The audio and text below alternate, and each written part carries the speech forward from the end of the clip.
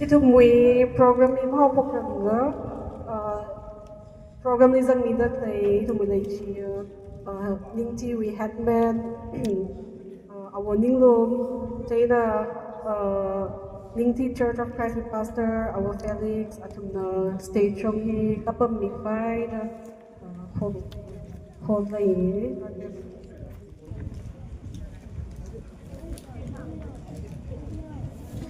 vai sau say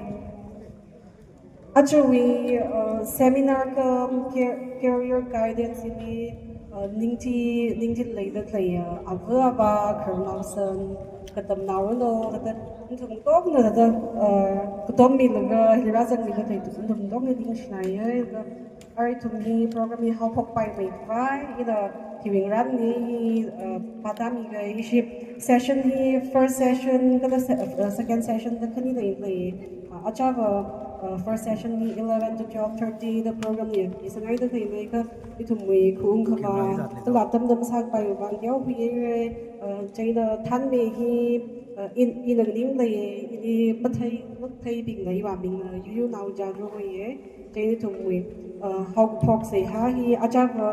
Ishining Ti Baptist Church pastor ni sangai san nei ka anum sak pai wangai da awim sak pai kai wangai na ari hi issue winning ti we had man awoning lum na sam yaw re how pok we say ha hi kala chui ti li ka shu tui hi nei ra ka shu tui hi firstly ning ti imphal base we shongai na ka shu tui hi nei ra chui ti li ning ti we va we na nei ra chui ti li ning ti ka tam naw lo laga committee li ka sat sang ngai ka shu tui hang ngai lai ka if any thada ram tui bai ra chui ti li khangjang se ha hi yari dong sa ru bra chui furor ka mi hi na ning ti Church of Christ with Pastor our Felix the Samira chai ni thum mi chat pa pai mai vai thum hak phok se ha hi aw ni ngum na Samira no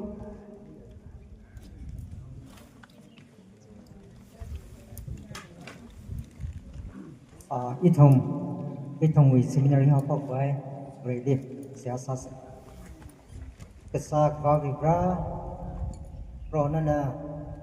acha chimi sho atam tran ing thi li le de clear kadam naw ni bra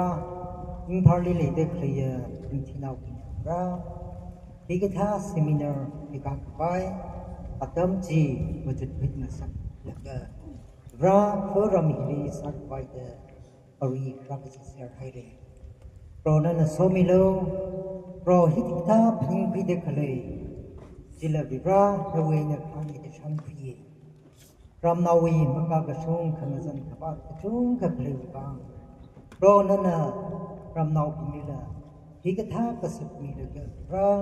program thalak hai hi singka khang sa atam hi pirami hawa de ra na ling shi ari program hi de rasang ka hai ram naw sai ko rali rana nang so mi da hi ka tha seminar li sangai na bra I thum li theshin ko phi I thum ram naw a khai na kha ka dom ro ka bra I thum ot sang rum khwai ka sang khai sai go ri le so mi lo klai li tam mi ki de khle o chang ra pi ngutung le la bra no I so mi ta shong mi da ne wi ka sing ram wi I thang ka me award team le ka ram naw sai go ro na bra phap ka ta a ka wi lo ni bra I thum mi ping pam rum khwai then so mi lo da ba na li sa sa ta le bra ri prom sai go ri hi ne pang ni hor sing le then na ching re na hop hop ka ching re na ku sang mi khwai pro na na so mi da ka than mi lo da Jesus Christ we mi li sa sa da ko ne amen tomorrow mamba pai sa se jing na kashu tui hi how to probably ning ti impal base we na ramping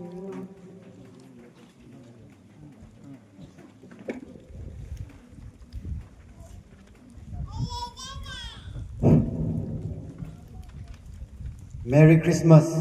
Merry Christmas. Yari kadong ali ning silake aju higatha program singka da khai hi ribrana khamya wi alungli singka ka ne gi hi hangai ribrali remi thoida ningsie kala aju hili khu wi itom hetman kala vie thana pinglila kala khu wi church khanini leidalai ningsie katom khami jui bang kala aju khu wi katam naw lom pinglila ning silak ke gi hi hangai dale aju hi ina thada formality sala kai na la mamutui ngai bne ka ina aju mutui ngai he John thang Arabi date 13 December date 13 li isi infal li leidak la ning thi naw ping itum fellowship sang room mai Jena fellowship sang room hi le ka da le jela ka itum ning thi naw hi semka se ga jine itum ning thi naw hi semka ka chi thran jele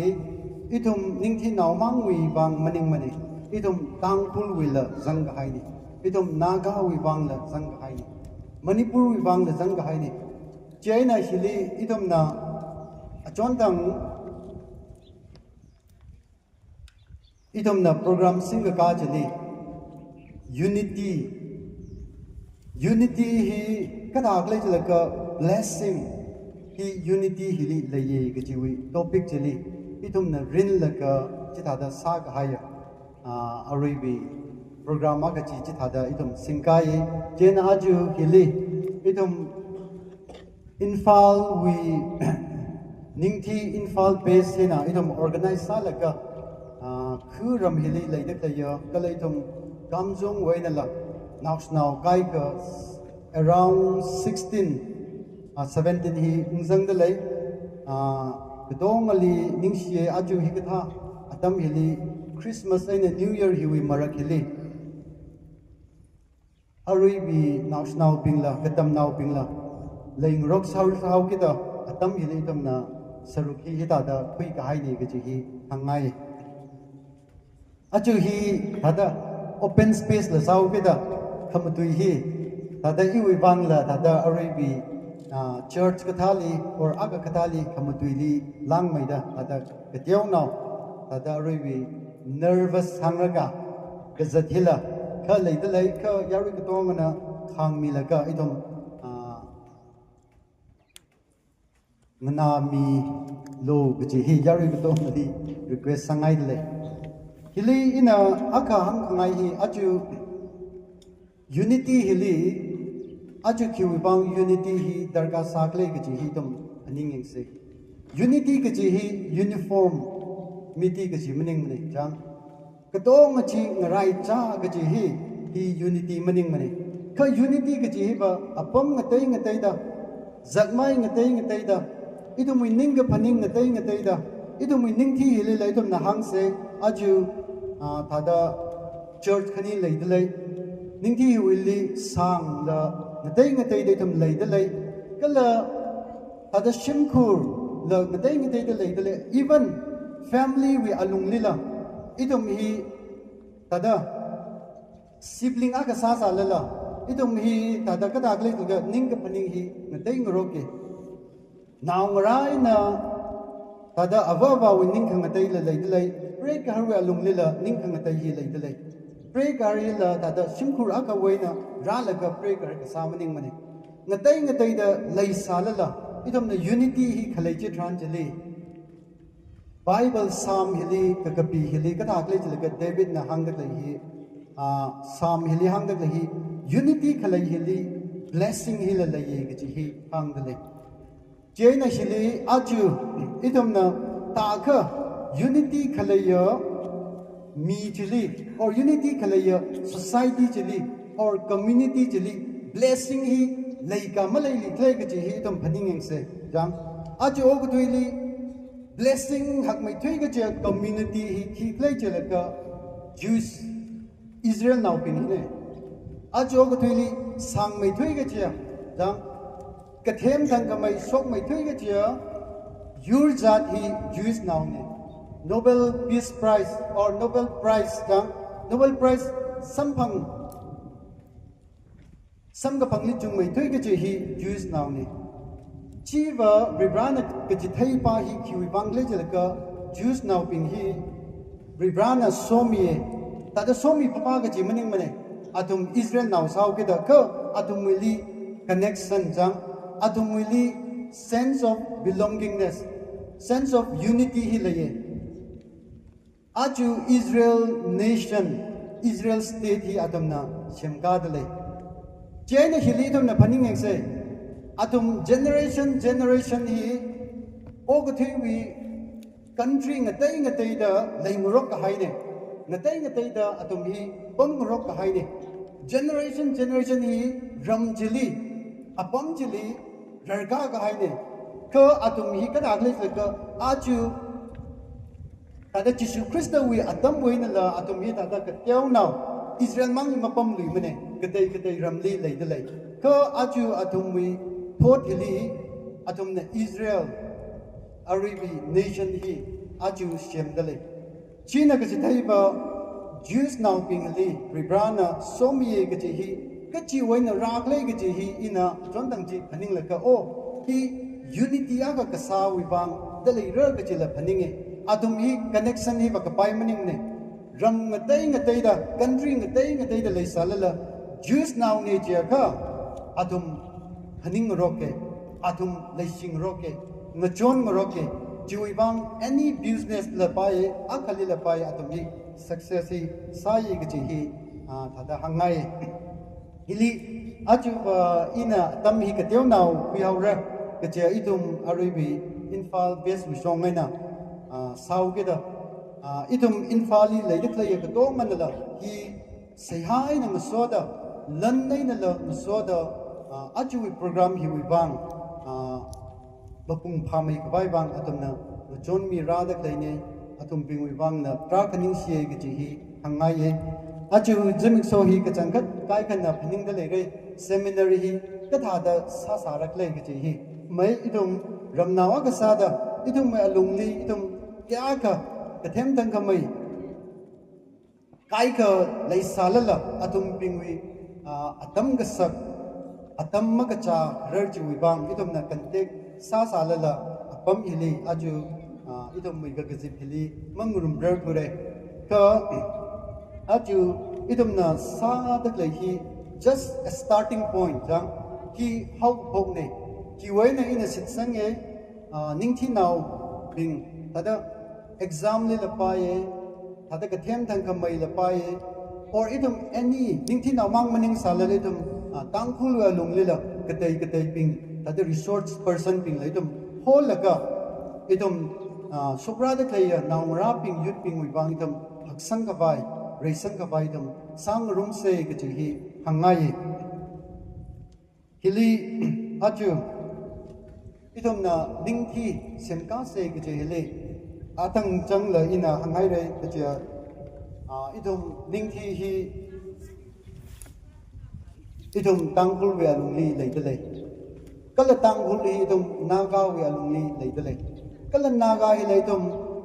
north east we alungli leidalai jang kala north east hi leitum India we alungli leidalai kala India hi la Asia we alungli leidalai kala Asia hi la og thiwi continent wi nga chai chili akhane pa ka aju itum ka hagwena thuila ka tiaw wa nya tangda aju na iwi mirinwi decision hina na iwi mirinwi phikar hina ka chungka itum society li ka tom khami ji nasada lai ga ji hi hangai hili ina aka hang hangai hi aju itum hili leidalai hili making smart career decisions in a changing world kachi hili hili ham da kai hili mai hi og thi wi song ai na katam ga su song la pai og thi wi mirin kharin thar wi apong le la pai hi idam na ari hon wi zatra da playa ari hon wi changing world sok tak lai hili aju idam na katha da sa ka na iwli mi ga haya Bribrana talen jang na ili mi gahaya vibrana talent lapai nali purpose mi gahaya jiwa attitude itum pasok murum kabai sase gaji hi yari gadong ali hang kangai ni itum tada career guidance gaji ai na kai kana ning sare ipai ba just secular ne jang ipai ba mangla rin nai na hang sithi malai manai gaji la kai kana ning sare ka hi kachangkhat hanglu sisi gaji hi bribrau purpose hila hi welungli laiki gaji ne nawi mirinli nana decision kui gaji nawi mirinli nana nawi mirinwi ringkhabai wang apong saki gaji hi bribrawi khamayawe alung jali idom na zataka masoi lawle na mirinwi ringkapha mirinwi purpose ji unsungrai gaji hi hang sangai chena jisu krista hi na first ne gaji hi archu sokrade playa now rapingly ita da hangai jisu krista hi na first ko itumwi career guidance lila rigram zanga ka ot tong hi are masare pada hili ina aka hangai iwi life experience weina ili hang hangai hi idum bribrahina first sai gaji hina aju ina iwi mirilli now rapingly tada ina encourage sak ngai hi ila fail hi sai jang class 8 li fail sai kala class 12 li fail sai class 8 jilil ba ina fail ga sai hi tada iwi tada ka tada hangraklai ina lai ka phaji tada iwi bang tada rikna hawe class 8 jili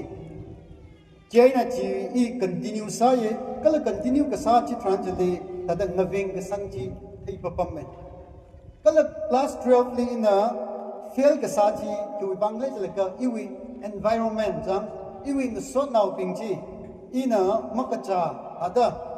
thuipop atam sau ke da so naw pingjili tada aribi tada lai ka tamwe apong jili tada mathala ke na lai ka paji mapa thu ke da fail ka sa ji hi ji tada iwi mi really sambangi ka ina arui hang ngai hi fail sa wa ga ji bang fail jina nawi mirin kala iwi mirin wi en journey ba maning jang fail ji ba aju fail ka sa ji wi bang I bribrali ning sie ji wi bang I bribrali poye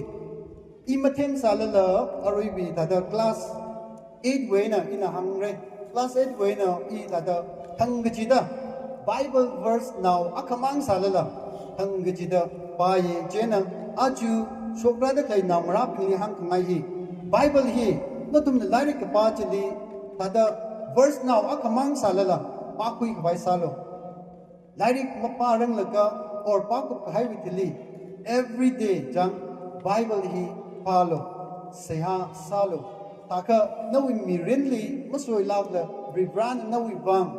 best versions of your life jang nawi mirinli na ringi gichi tadanali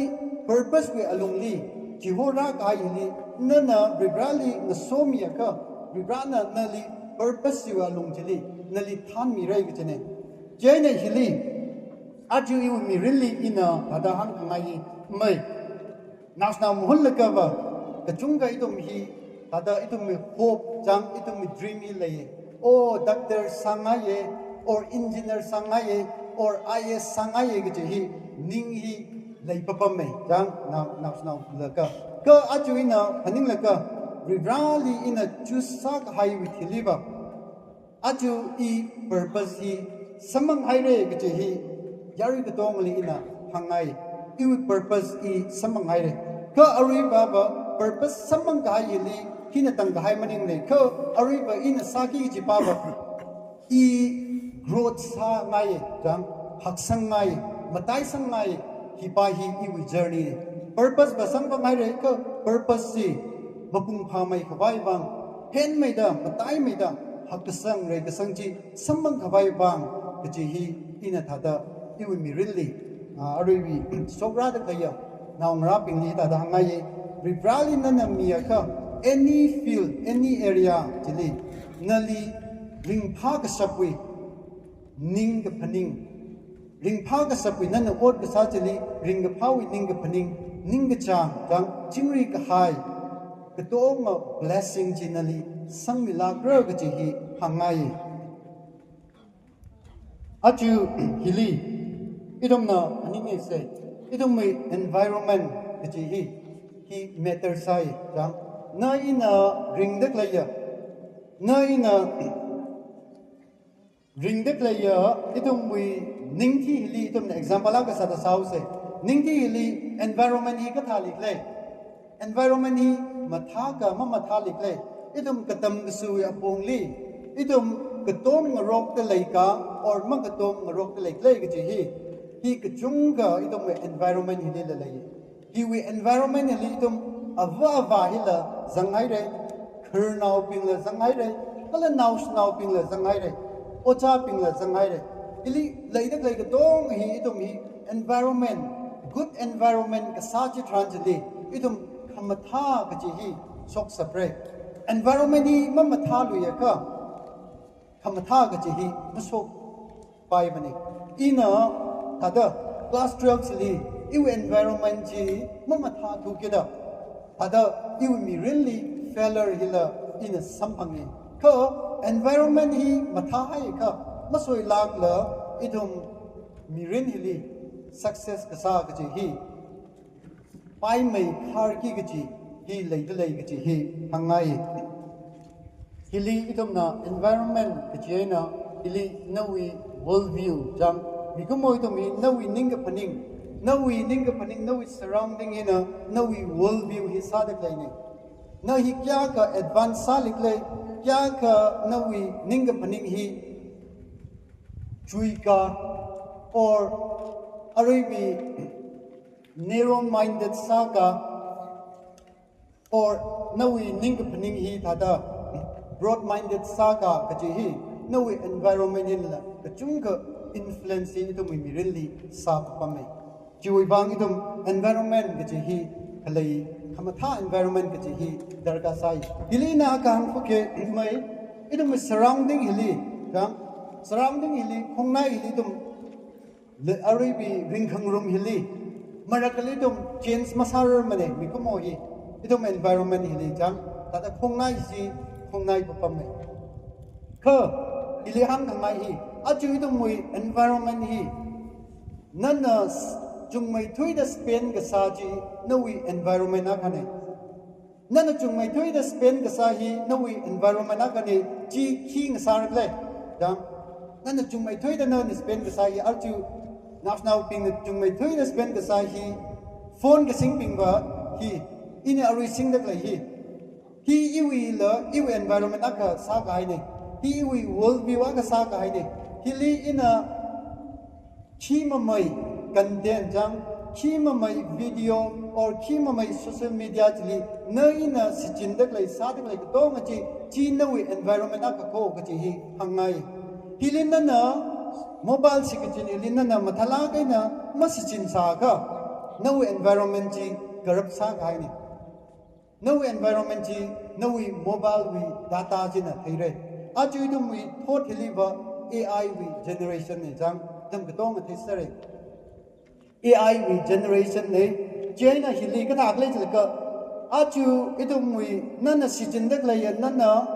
content yeng dak lai social media sichin dak lai ka tong hi AI na thaiser ga haine mi hi pa hi atam hia ka mobile hili sichin da lai a hi yeng da lai ka chi hi an thaiser ga haine marakali tum na YouTube ka tha hi show ka tharak le chil ka marakali itum na yang son ke chi jam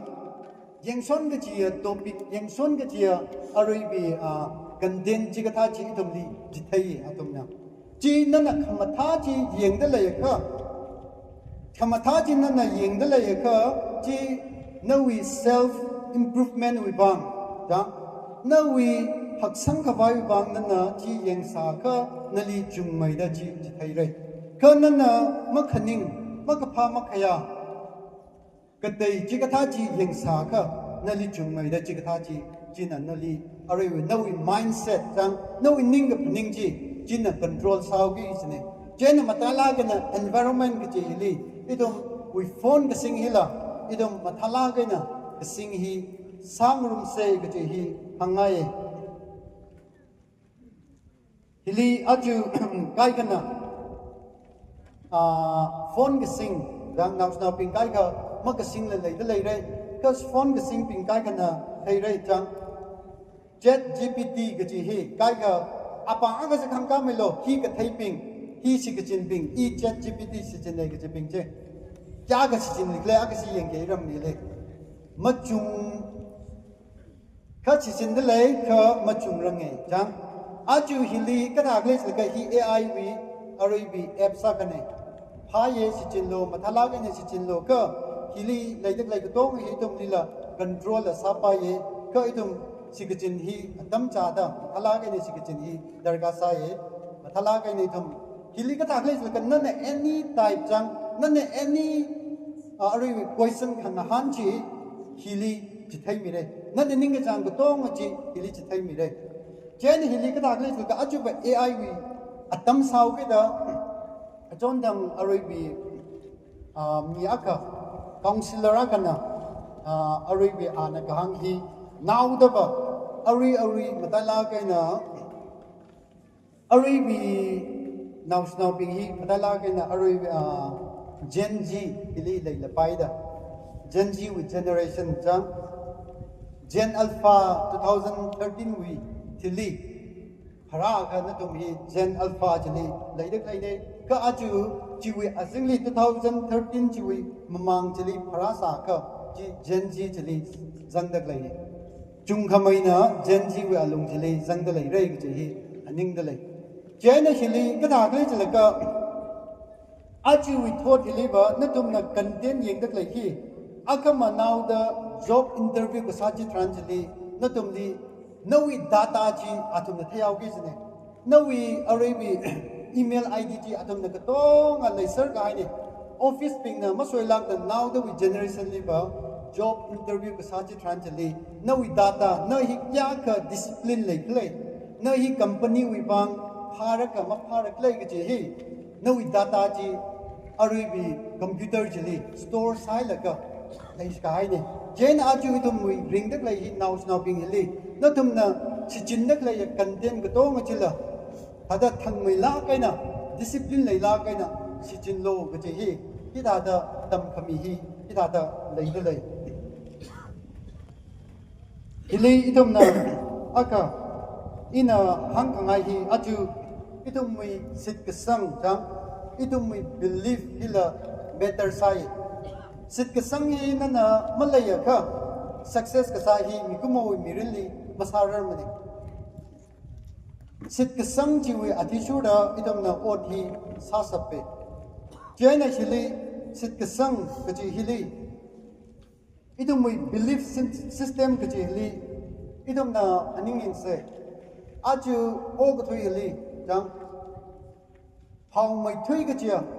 tada or kaji ka tha aka creative sala ka haya or kaji ka tha aka tada ka phau ka sok we arabi drum jang ka phau ka sok we country li hang lu si ji kaji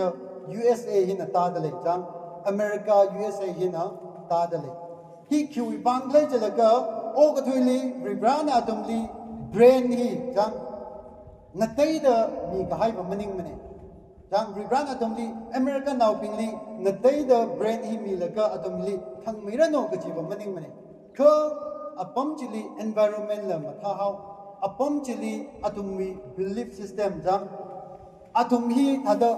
ning ka phaning jila apam chili ba hakla ke emi chui la ke ge hi pangai chene hili ka dagle tleka na ina belief system hili na I wi sit ka sang jili na ina target ka sa chi than jili pot khanala pot na ma ye mi ko mo hi sit ka sang hi na rin nek la ya na ning chang dak la ya ka ji ka wa da ka hi na sa so ke ge hi na wi sit ka sang hi ma la ya ka na kumli haure ka na wi ningrin baji ai hi sala kumre kaji hi khalai ji than jali success กจีฮีร้านเอากี่สิเนี่ย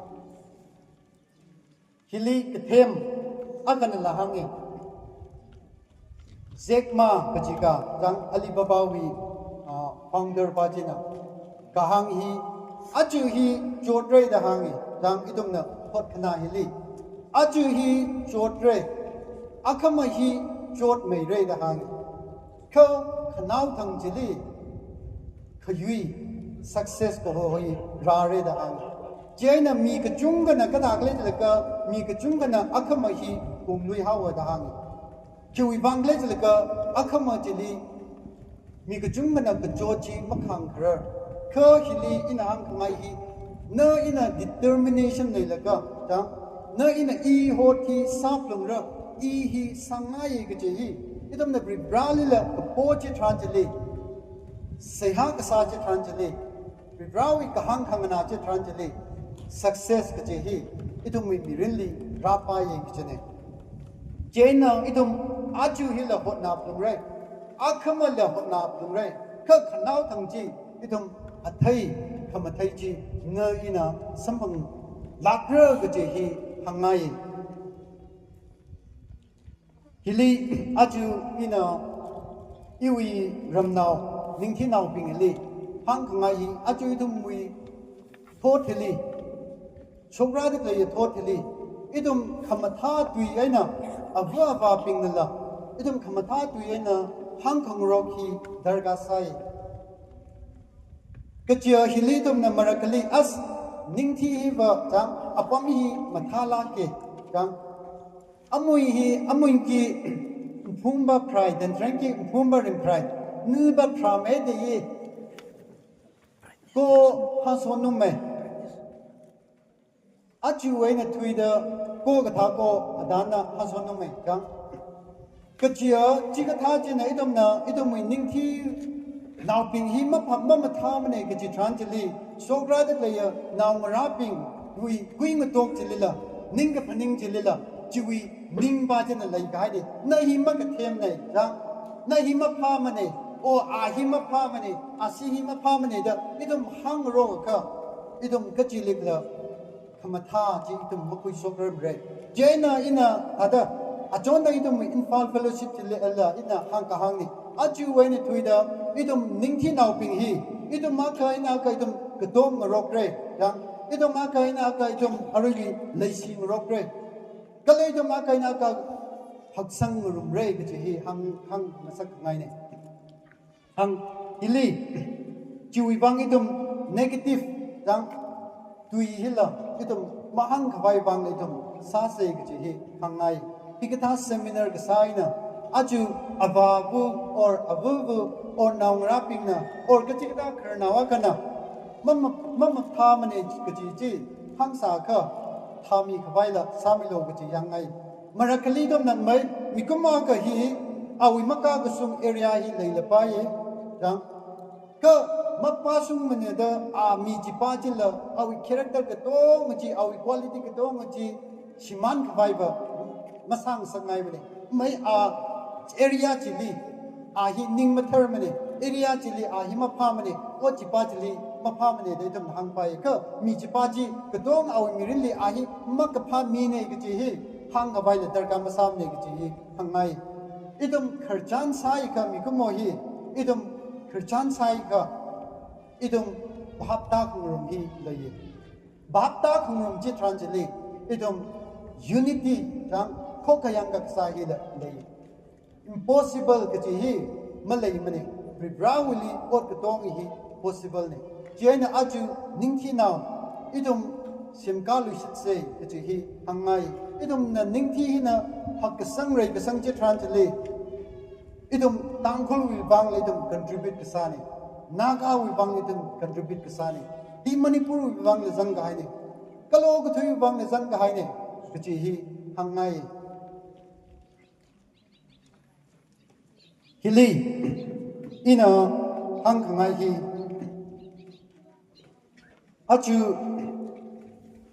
itumui dream hi kahak hi hak masangai sogra da kai naung raping mang chilo da hangai itum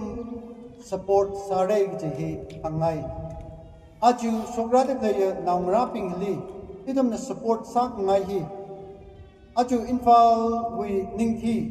besinala kita da ngaran da kleine aju seminar himangi na itum tangki jimening ne hina itum just hiva starting point ne ji hi hangai jena natum na any Arabic guidance any natum na itum lik counseling huing sak ngai le salala aju itum wi ningthi infal besina natum li atam gida welcome hi sada le gji hi hangai ajukum class 10 kathaping kala class 12 kathaping kachi katha na ajon dang ayati ajon venda lila kerjan sa laka idum Arabi ajukum wi class 10 and class 12 li kachi katha na 70 above percentage hi ra kha idum price or kachi katha or ayur aka hi idum mi nga ye gji hi leidak leine jaina kachi katha na 70 above person hi leisa ka idum jikatha wi khangran hi la leida lei gji hi yari gatong li hangai ava va ping la pau hi mi maron milo gji hi hangai natum la sonau ping la mi maron milo gji hi hangai ina hili aka hangai iwi kharchan hili kada glai chalaka poster jam picture hi aka khalai ne picture hili chi lai glai chalaka picture ji Arabi ship jam jahaz ka ship ji khalai ne jaina iwi so nawai ne ini khni hi kada glai chalaka ina picture li yenge al picture li yenge jaina thanga hi ina picture ji li yeng laka as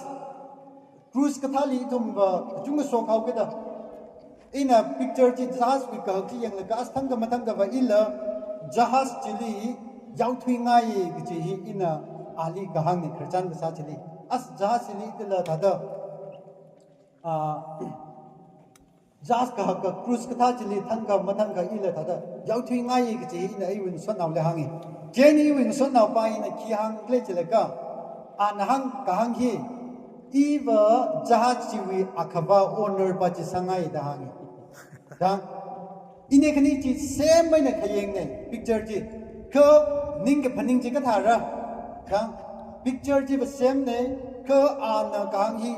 cha ka cruise ka thali zatak la yo jahaz chiwi owner akaba ji ana sangai da hangi tangkhul naw ne ada eribi kata klei chilaka aju ina phaning laka mai aju hi pilot sa da lei dang ina phaning laka aju hida la hang khangai hi idum mui ning ka phaning hi same thing jinana ina thai sa la nali ribrana ning chang khang sak chi ji ribrana nali taleni langurum kai ni ong chili nali desire jang kaji ka tha nali ning chang khang sak chi chi nali jiwi capability jang jiwi sagat wi pangsak jilanali ni ga haine ga ji hangai jaina hili hang hangai hi ning matiolo ga ji hangai em hai salo sky is limit ga ji mi ga chunganala chita da hang papam me aju idum local way na national jang international line tangda drum crew hi wenala shok lang sarano ga ji hangai idum manipurli for example idum mericom hi lei dang a hi idum na hang pa ye world champion internationally thada Arabi compete sa ga haya miya khane chena idum na hang ngai hi ningthi wenala sports mang maning mane idum kang hi any area hi idum local we alung le paye national we alung le paye kala international global we alung le paye apam hi we la shok chila sarano gi hi hangai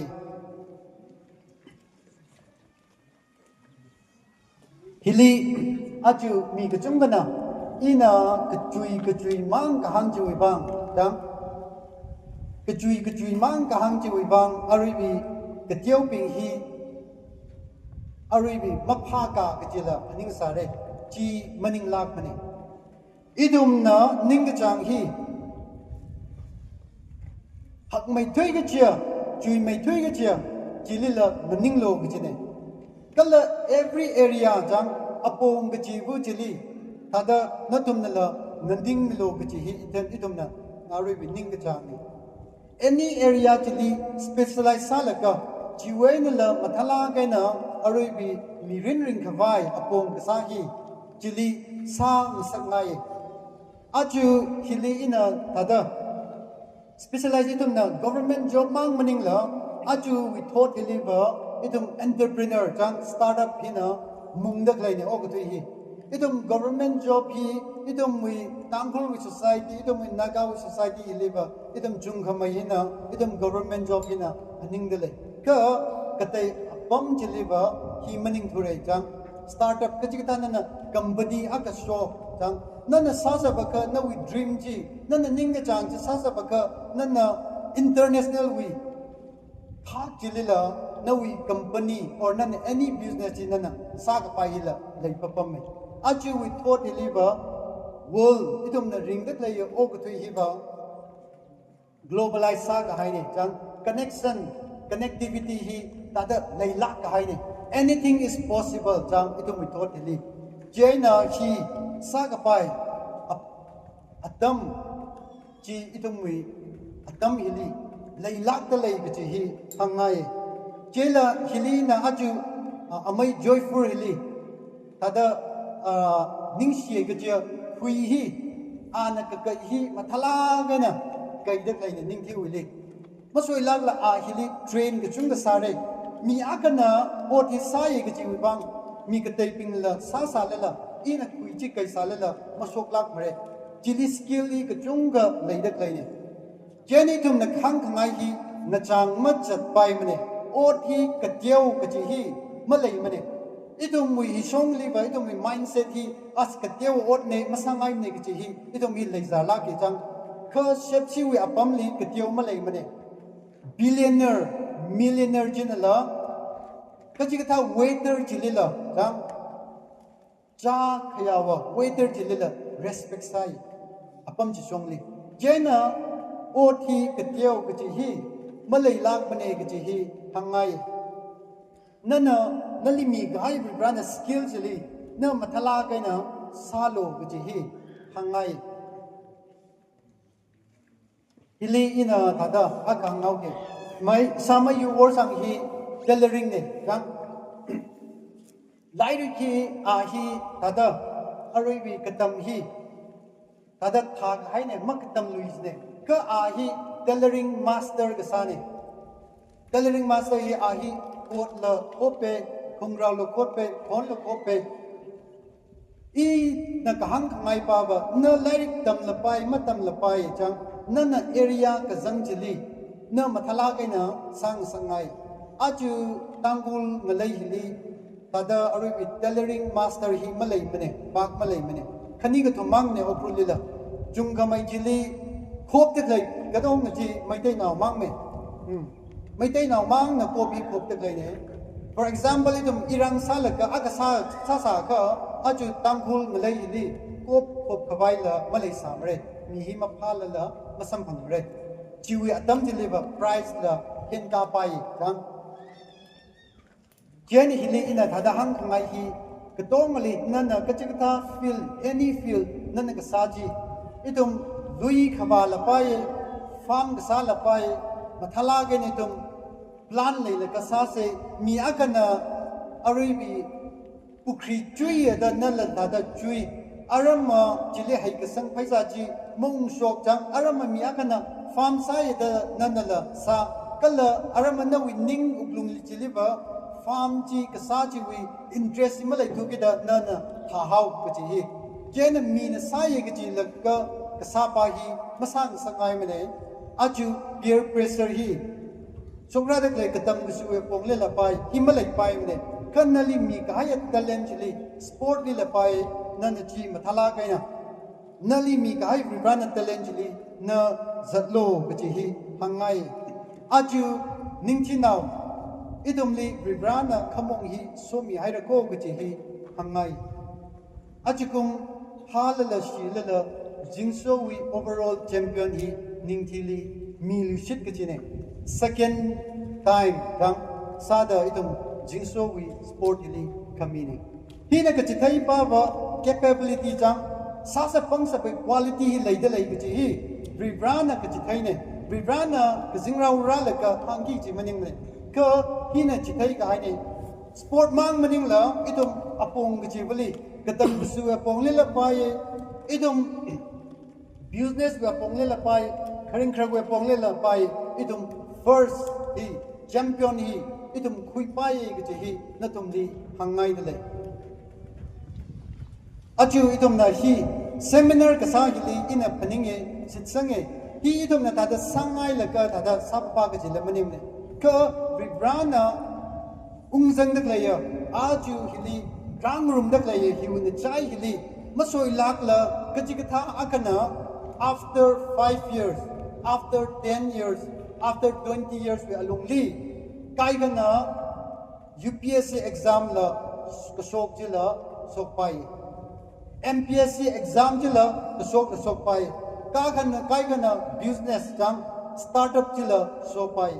business run sa pai kai kana ot icha wi ot sa pai leadership hi apam hi waina so great je hi phaninge jiwi bang hi khamong hi ribrana so milak da lai ra je hi in se chenge jena yari ka tong ana idum seha ka sa hi idum meida matai me de dum sang rok se ji hi hangai seha ka sa hi idum kai kana phaning da lai re as eva key contribution in sarak lai paisa lamal lai mane jam as iwi iba life la mathala ga na matam mane ga ji ava kai ga na phaning da lai re jam as key hang rak lai ko nawili lai da lai nawili lai da lai ji pangsap lai mi thoi ga ji ha mai thoi ga ji seha ka sa ni idum mi kya ga na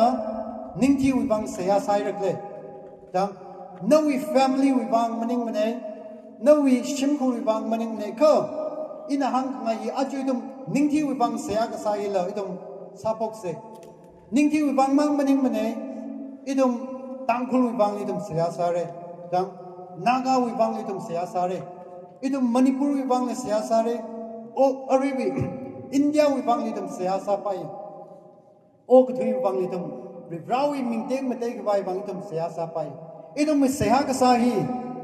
seha ka sa ji nana expand jang hak sang kaji tranjili nana jeu da yaw kha jeu da hat khuira jang nada jumla ga ni yaw kha jumla ga ni hat khuira kaji hi nawi seha ka sa wa ti joda success kaji hila ram hili nawi mirili nawi shimgur jili nana success ka sa ji nawi ava wala ji success ka sa jili jang gai ni ram naw idum la jang hai re ningki zang hai re tanghul zang hai re naga zang hai re kedonga zang ga hai re jeni dum mi seha ka sai la idum hak mai da seha sa laga idum chui mai da sam ka pangjila nasang rum se ga je hi hangai ina ka chunga ka hang ba ngai re kha i kup sang ka vai wang la sa ke ili dum na skill ili aribi matai la ke na nana kachikatha nawi career jam inana chusa ke je ga hili nawi interest jam na khining changli kaji hi na nawi interest hi number 1 point sada nawi interest jam hina ji thai plung re nawi ningli ada ning ga chang ji interest hi na thai plung re ji number 1 ne number 2 hili nawi ability jam nawi sa ka thai tada nawi sa ka shap jam ji thai plum le number 2 hile kala number 3 hile nana ki value sagle jam vibrani tum le value hile tlai kala nawi value nawi mi really as hi pa hi ba value salak le ji hi ji le ji ne number 3 value pa hi na number 3 Kala number 4 pa hina nawi personality jang kachi katha hi nawi personality we attitude o thi kachahi leipapam me nawi personality che ka nawi creative sa ka masalik le jang nahi practical sa ka masalik le kala nahi arui withada example ka sada nahi introvert ka extrovert le jang nahi yarui really zang the thai mi ka or nahi tada yarui rin weina tada itop lagina tada khalaya mi ka gachi hi tada hi mati hi nawi interest jang nawi ability nawi value kala nawi personality jiwa alung jili career idom na pagi ji hiwi alung hili pagi ji ne hili idom na aju idom wi hisong ka pag mazat na mane ka mi wi ramli ba mentor ke ji hi zatna la ke jang guidance sa kami mi aka hi darga sai aju hili infal ningki business sa ngai hi natum na na career aribi guidance we bang natum li suggestion hi mami rer salala aju infal we shong aina itum hi natum we bang nganing de le hi ina sa ka thei mani mane ka hili itum na hang mi ki ji hi itum na mi akana ka tong chi area ka tong chi li mapai samare ka itum na connection ji sami re dang aji infalik pam la paye or aji aribi okru lipam la paye kamjong lipam la paye ningthi lipam la paye or India we any state lipam la paye or even abroadly foreign lipam la paye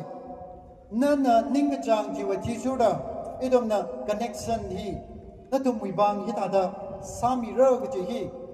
kadong idom mai perfect masala paye ka idom mi kasap aina tangda idom mi best of the best hi natum wi bang kusok mi re ga hi hangai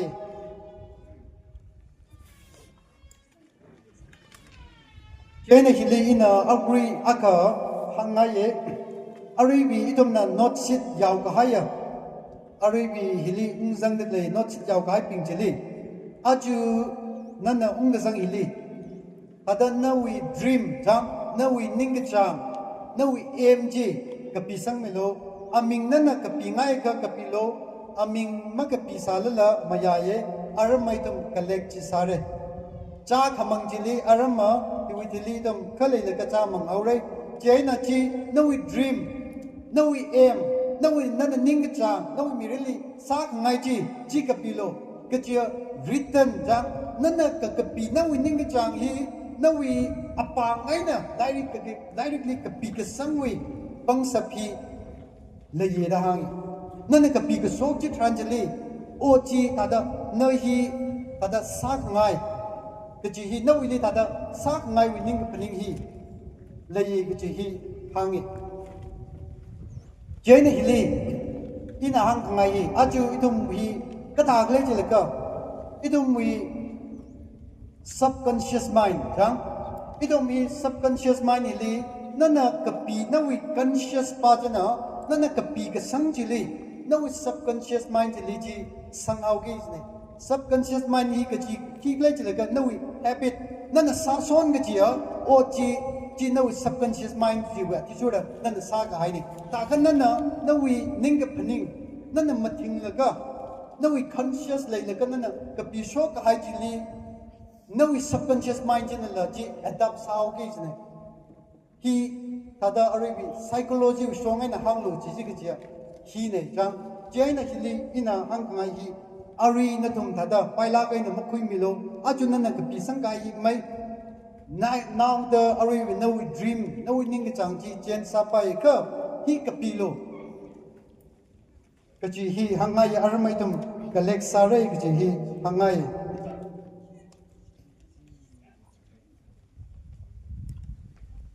jena hili inala iwi pada sangkai bangla sau ke aju itum hili matai la kai na ikatha idom na ikatha room kami hili mai perfect sapai masapai mane ka itum hi ka tha sangrum la ka tom rok la ka itum sang ka bai bang itum sangrum se ki hi hangai aram itum arubi career guidance we chili itum arubi discussion award la le re chili itum san ngi sangrum la ka natung mui ning chang chila kalai tum mui ning chang chila tom rok la ka hi ta da sangrum se ki hi yarui bi dong liang ngai ne the dongana chingri ena na mui bang ri brawi so committee the dong mui tungli tasumano amen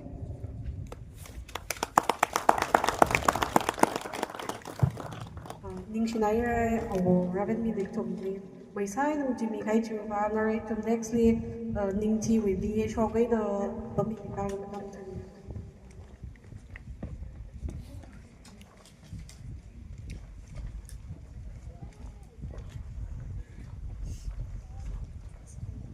ning silage moderator na dam kami alung hili inel yoga da aka krimang na sangai ma acha kita deng bali le de khe bina ilifon sarai 29 thang hi isi seminar aka from ilifon say sarai jena iba yu bang ba ka kai mali ni ka isi church kani la okay da aka pasi meeting sak bai la okay da ngang ka chang ka le honi ka da ina sa chne jena ai shon da mi ya he re jena ai phala kai re ka pha sa so ki gi li pa na ka kai chi ra iba na yu bang nei iba sa bai ka ye itum sa sai da sa nei kita dah jauh cara pena pilih fonsa lega kita dah sarang kerja hindi ings lagi hiba awi bang mending la from now psycho ru bang mending lega kita dah sarang soko hili thum psycho ru na ning sigi jine kerja bawa kita himalaya ka itung ning kamu hi malay jine aja kita dah hopok mi gai hena itum now liver sasa hi matai me de mo pam disney jiba for face pasna ita de room kami hi ili hanglo jega in phanai in sinai ariana itum ni ra ka tam ye re matai me de ka now bina na philaga ina kisaram khale ina sadak le ina tam de khali hi 이 shuru kilai kilai jira thamuna pisar de le ji nei kum ta ye ba i thong hi wada ka sa ke jaga i thong wat ji wat na kam so gi ni wat ka ha ka sa ka ni hi ka tyo wat na ha ka phom ni ka tyo na wat ma sa ka ni jina ka ha ka wat na ma sa ra pom re na ka tyo na wada ka nên lý chỉ sinh là cơ nên là sát sập đây liền cơ na cả cơ ớt là nó sát sập của bầm ra à chặt tiêu lá cả hai ớt này chỉ gì khi mà sát ra cơ na vợ cơ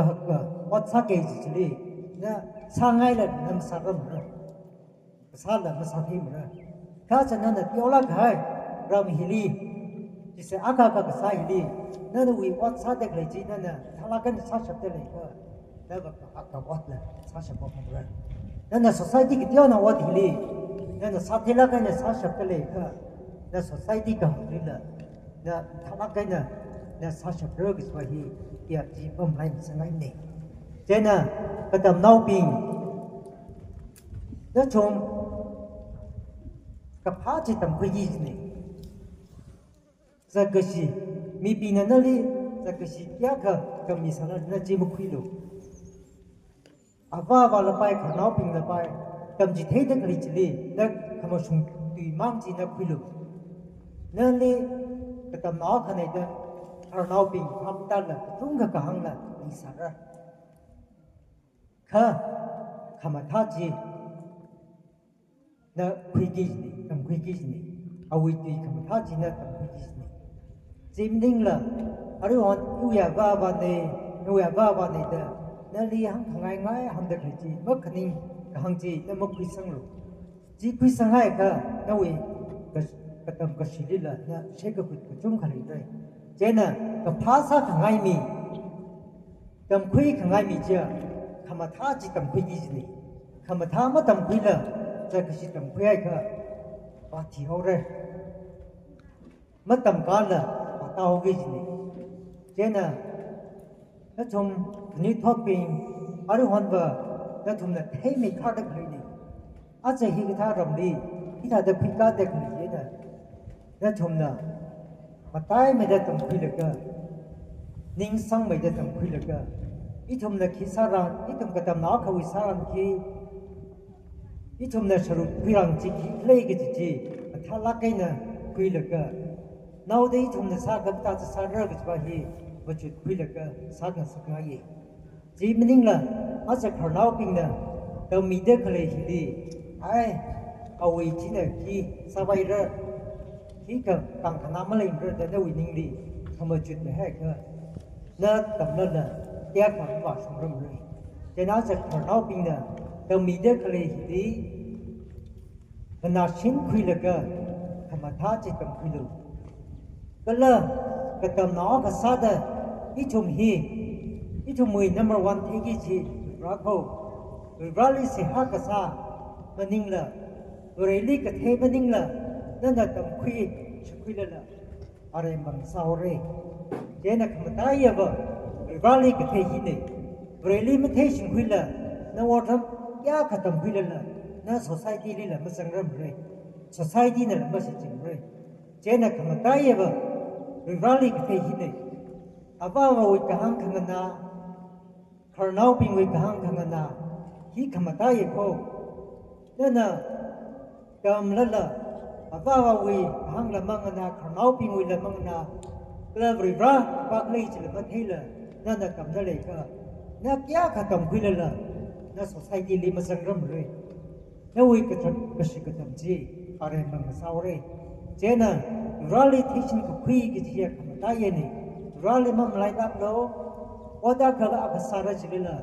rally se hasala ka zatlu kamlo airi palu ditha kha nawi makatu kya khali salala rana ngton mi da nawi website ko website ni site ko rahi ungsung la ro ke pa hi irada ke ka kamnao ingde khali ramnao site ko rali shimai kha hi hangsang la ka kamau ka ing share Linh chỉ này rồi, tầm điểm thoát cái tầm chỉ bị khai cho rồi vào cái nào rồi tầm cái tầm li linh thi cái tầm nào lâu mấy là tầm cái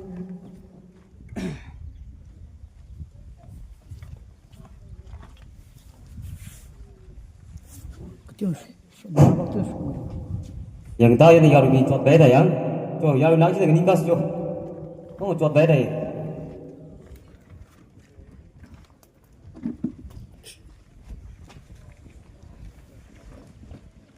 Stress ang kita no stress aku log sih ke?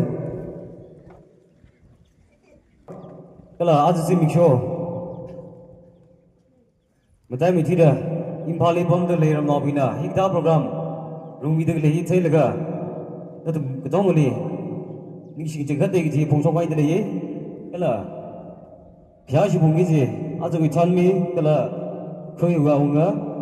church, खलू pastor, kalau राग जिब गायक हर नौबिन kalau tam sidang le nas tong tum sai ko le nin thi ka tum ho thue da big pha Christmas salam hang ki pun ning soda ara bom li ning ning lik sa ne hi ta pha kam ja jam kala hi ta program sing ka da le li na sau ta rak ti be the le ga chung ring phai itu da phani la ma sa so khe sangai la ga itu ma adam da abom da cái đấy bom da itu mi ngalang jar la khale au da hita ningli bara jang la hita da program marum khar dei ji ning thi ki tam no song wen da da phok gai me je na ra da adam li itu hita program mi matham with the same laga itu spoke resource person la pha jang laga itu no so bing chong li itu circulate sa laga ra da la adam li adam cha khom mai pha boi ji kag laga itu Singkalu vai hilan tu ni bongai de ye jena azui ningthili bomdale ramnaubi adumna ramu ma phuni laga hitada program save laga azu thor hedi uzan laga na program singam de lehi itne shan bi se ja adum ninglila privana ka sathbi galuli idum ningthi rijum naubi fogam sa ka kala shora da lekhni totbi nimu thiaga idum gdam shilil bai ot ka sa ya wali idum chumzik chak laga vare bo laga ot ka sa tharan idum khoga ka sa idum agana ka leshi kang rok kala minang shana laga ningthi ramnaw bibahi national bibaji kyak alai chadar reje jili pen laga jili pandam laga ram hiwi poko kisa ram hiwi kyak gaje jada legi jine jena ine tada hangai az ningthi ngisalala apam ding ding da imphali tamchi gai ikholi tamchi gai ki thana imphawna kan laga tamjatak lebing kala kamjong li paisa la tamdak lebing kata nautra ka lede rene shoka da lekhni todi ari ajak 2022-23 we issue we ninthi katam dalaw census we liang ka ba issue katam nawi 130 plus siga wa da shoka da lekhni todi tamshil lebam dak line jena shoka da lekhni tod biwang idum tukmai da mujuk laga adan hangai thada rada khya dam le idum resource person lam thalak phau laga matha bai program ji shem laga matha bai da dum le idum nam ta wiste resalla rada khya dam le matha bai dam wiste laga idum adum shomfula matha da phami se ji hangsang laga changauga islaga ning shinai re ning tik tam naw we president li arai tum committee li rather le executive le li kichik tha da ta kshut wi hang sang ngai le kha tum khri pai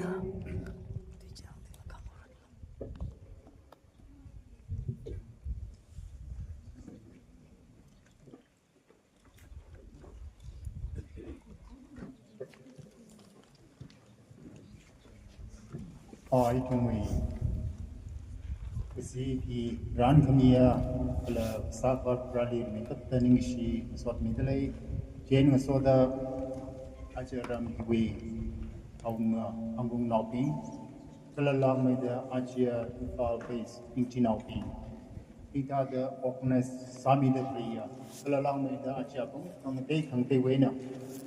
la ka hi tha physically rum da priya adam sai kri ning shi ki phong sok ngai hi itmui sakbar prana me amida itum pinglu la pai kara kamang la pai kubai ran khami de la pai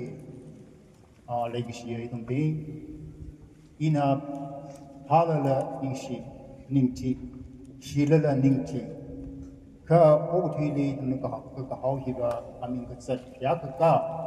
kala ka pha ko ji ka hau sari othi na rai samaman da ara itum bingla kêu tụi mà bấm bay cái gì, tầm rai, chơi nó có sai của đi na, mà chụp hình gì hàng ngày, những gì bây giờ đó, anh chị học của bác sĩ đó, mà tại lắc cái na, rồi mà chỉ mình hay à, bông cái gì vậy, tầm cái hay à, bây giờ ra bên đó, những gì không tốt cái này này thật đó, hàng ngày, anh chị uy thoát really ning thi thna khi cái thế gì á rất khó chen clay ko i chen dan dis ko khi ne ter ta sa clay iram gen ne remu ko tamul gen ne leng ko aji ne thum thei ma ti in phala ki chapal tong ngai ma tong ka tong ma sam phang ma ne pashan ka chon ngap chin ngai shin kasina tam sam phang ma ne na tumui tho theli Vibrane yap ka rei ka sang di kuirak mi ai na thumi kala kham hai ap ni bi e phaning ba la ka आज इतुमना थुई के थई दादा इतुमुई मंगाली ले दा प्रेगी आगा बापी खरनाउ पिंग क्या का वो उठीवी क्या खले दे प्रे मग थई कांठी का ही क्या खले वो साइ करे फनिंग जुम लुका आज न तुम छोटी थे लुका इन फला के न तुम ले रान सोम हिरनो तम कुछ थे ही कुई से का मकान खना स्मान खंग सकका काय खंग सकका नियम खंग सकका साइ करे तुम को हाउ से जी हंगाई हिवांगले इचुम लिम सोमिमला न तुम लिम सोमिमला कछि ही प्रोनम की पालिक लमिचम खाइ सांगाइ नि खनिंग गसम जिवा जि जुदले इनै तुमनि आजिया खरनाउरनो नोशनाउरनो तमदा खैन बतोंगले इना क्रेली पुलिस साब जांग इना एसआई अका कामिनी होदा प्ले औही स्टार बखनि काय ख जम खमंग वे बांगाइना स्टार आके खोता म्याउते जैना जुई warning है लतीदा ककाई सालु जैना आका ककाची खोतानी जैना जिल मथा हाइला अल मंगलु जैना वी गथुम संगमी जैना नाउ मेकअप द आही कांस्टेबल दाई खजवैना जुई थिलेबा लोका लेगसी एक थामी युरो प्ले जैनी तुम जिथादा खंगचन जी तुम टेक पाए कला ब्रेक संग हिला बते पाए निकजिबो विबांग हिया किगलो टेक पाए अपो कौ साइ कोरी तुम ओ कपाक सिची कथे हिद कर सालक जेना जे तोते दमी रान सोमिरनो अजे उंगरुम दक लहि खमाइरन सारनो लांग मे कार्ड हक मे कार्ड आई तुम कतोंग रोक लगा न इचुमेरम नवा खची साइर खो जी तुम ननांगाई जी न मांगवे खिया का कामनिंग ने इविल संगाइरे जैना मिया खन सिदा द सब सिसादले निंची नाउ पिंकी कम सोमने मंगना गाइ मने जैनो साइ को रही तुम कतोंग रोक लगा नन का साची इवि बांग खिया का रिंग पा को जुम संभंगी जी खंगाई सिदा द सादा इना काशुं लक हेवलुंदी ओगति वे रे संगी मोहम के शब्बा जलिश संग शब्बा ब्रह्मा का ब्रह्मा आका सासे जी तुम साइ बड़ी दादा नौ लागे नहीं दादा हम नई वो साइ बड़ी माय खिया कल या का कल तुमने बताई के समझी अच्छे खनी थॉट दी राना पिरामिरनो कल अगबाई तुमने राई सालला कतोम कथैया मी अग चिंकुरा बग खरना अग तुम सासे जी अगबांग सासे जी तुम साइ बड़ी शिमे दे काम निष्ठा Ari le ke chik tha le ke han sang ngai le ka tam ni mai rai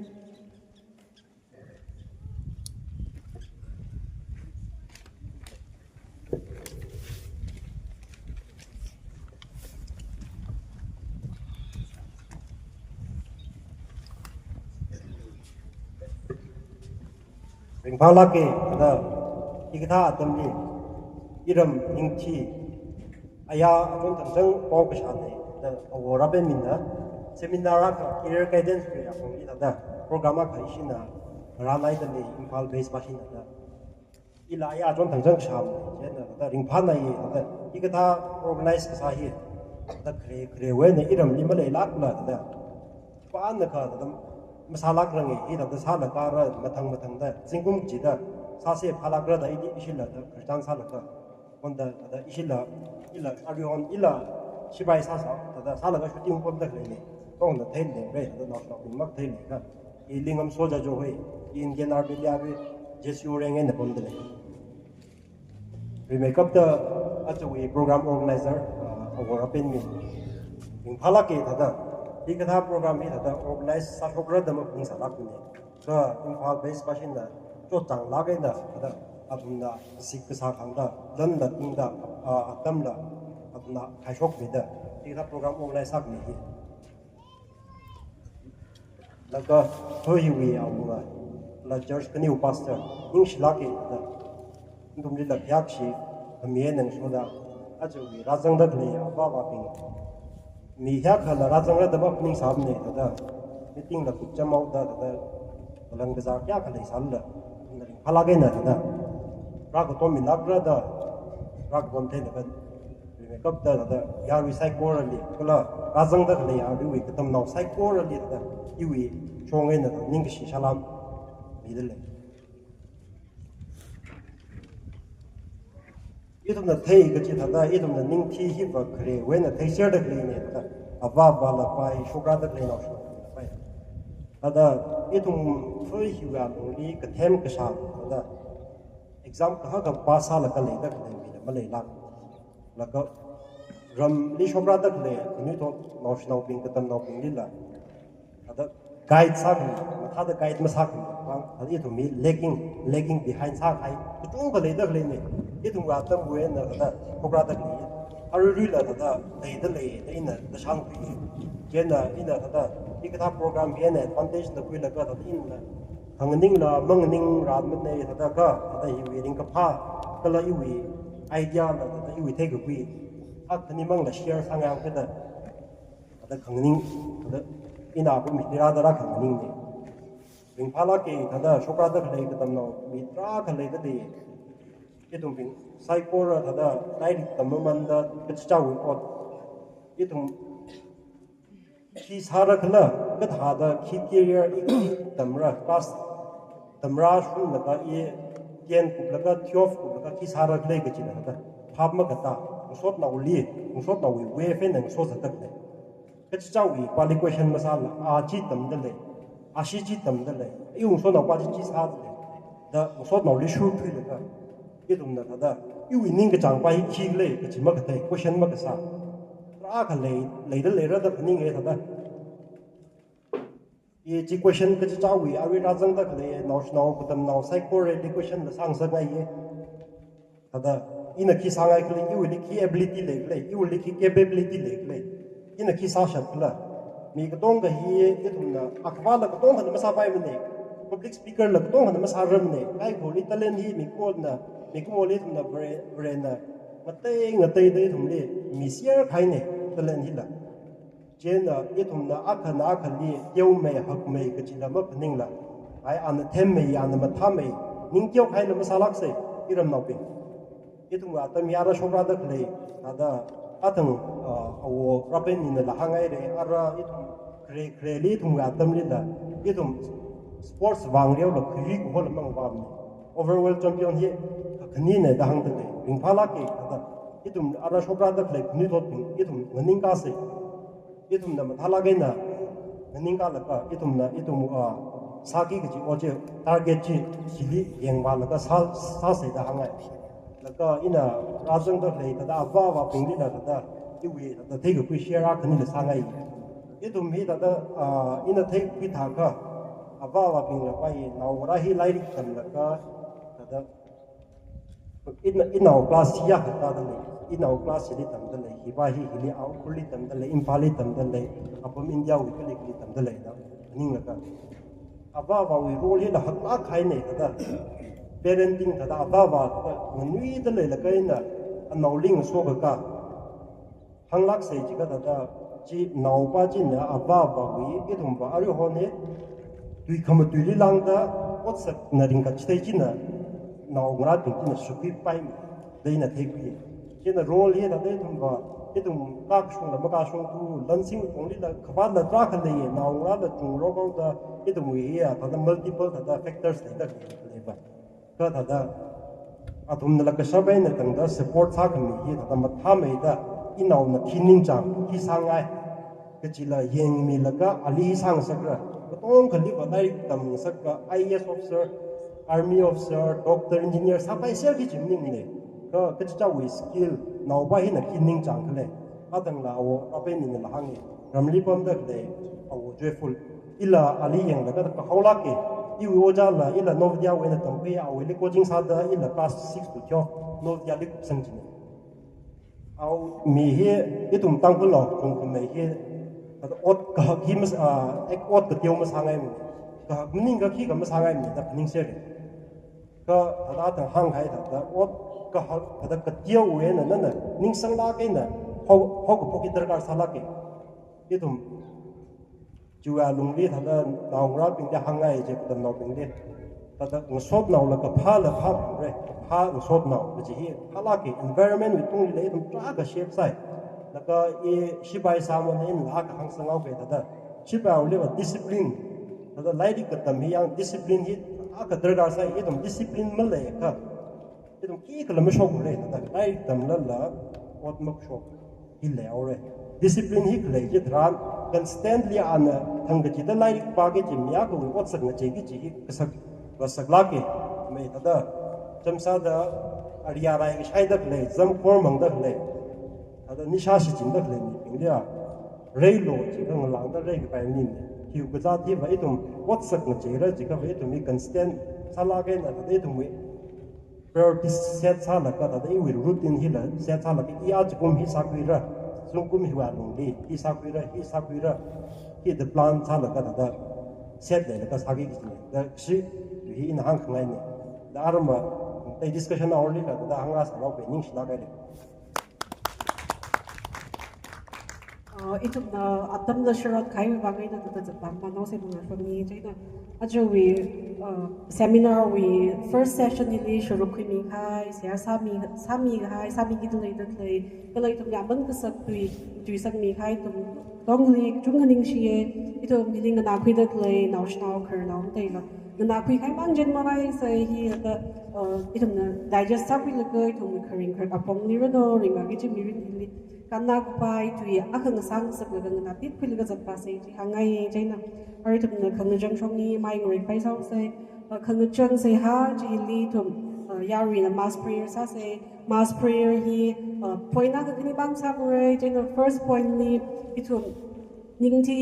khok ka sa khu akang sa kupai le shi khang ro khu akang sa kupai ji wang itum a contract yari na contract ka se asa se kala ka khamili shogada le katam nau ping nau shnap ping khani thothi itum na atum ni ka sem ji hi tum kernau ping rol ka hak kala ye jaina atum wi wangi tum na se ha sami se atum mi rin li malik mai da ring back vai mai successful ka sa mi rin hi tum shogada ka nau shnap ping nau ra ping ing sak vai point khani hi wang se asa se kala hi wi furor ka mi hi NCC with pastor our Felix na jang mi rin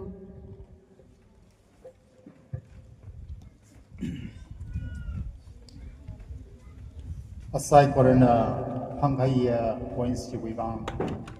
ya ka share na bibra ka lagi di se asa sar se na oli na amen sing ke se asa sar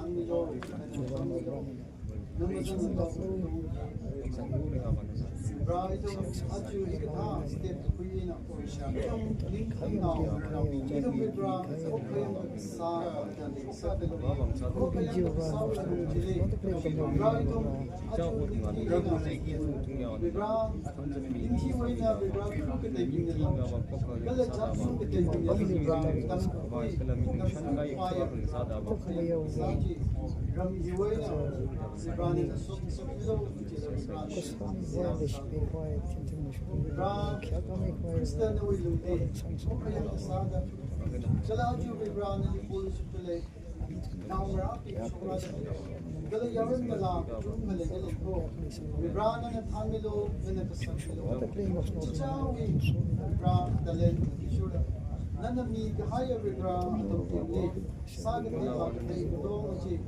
Bratum na Sakai Ma, Bra Jumka, and Kamay, Bra Hana, Boina, Bra Saxilo, right of the court of the Pai, given the Pai, the Sani, nothing to chill about the Haggis, Saxilo, Oh, I thought Brown is in Siak Sani.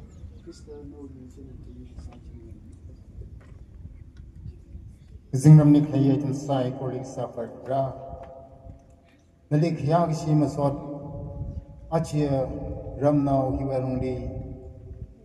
hegitha angran ngi seminar hiwi nanai tuding ran mi khai chui bang nalik khya gi mi dele ko ding pha bong chu dele ichumai khangsan ke chibe paning ngai over navamang san mane chi aje nali ka thai ka sha kala noi khang pi khang na sai kor na thai sing pirano obraho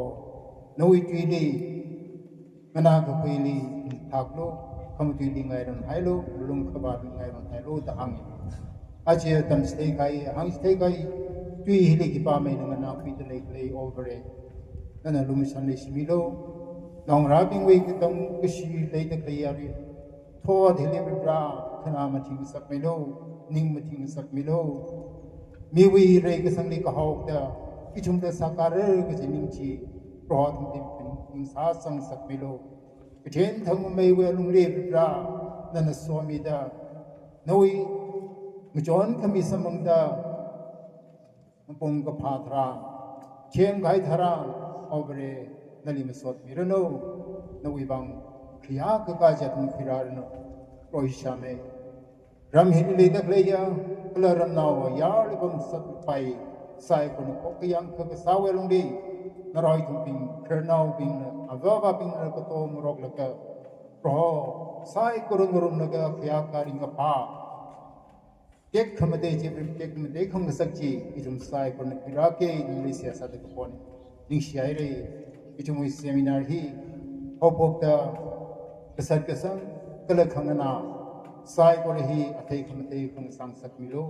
ichumui seminar hopok tang chang khami first session hi hopok la tang chang khami pro ho noi ming jina tek ma te chingro thamling atang khami hui khami pro ji christ mi sing da ababali sia sane amen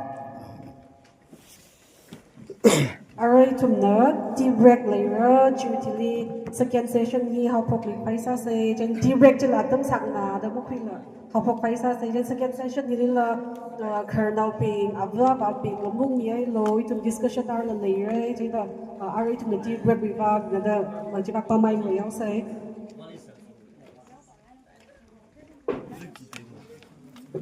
저 나의 니피 오고 있는데 네 여쭈고 줘 신호 인제 저 아당 위 아리비 제 또 뭐 M 또 필요 그제 지바지 다다 아리비 지바지 컬렉 미야가 삼양로 다리 파머닝라 되어 나올래 징레 탁레 탐 좀. 우파지 비싸위네 ai kai ga mag bi sa tu ngai sa lela kai mu le force massage 지바지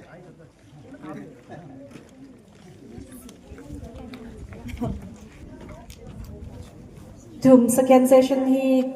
how pok pai sau se chaina yarin la ra mi man no chaina second session hi itum ni career guidance kala discussion later chaina hi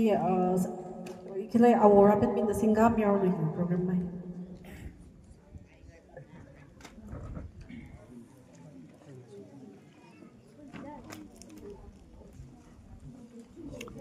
arui hili aka hang ngai atang chi kedong ana infal waina tada arui bi imang li hangau keda siwi le siwi ina arui bi chairman kasane infal ningthi best wi kala le siwi hina secretary kasane jena tada arui bi achu program hili kazan baba ini khani tada zangdalai John Vendana itum accountant treasurer hisadalai kala chili itum aruibi advisor pingla leidalai chain hili ari ina ang ngai hi ari pa hi itum discussion hour pa hi itum khuika vaisa se chain ayarli pam dak lai pingla apam sit hili razang milo gachi hi natum li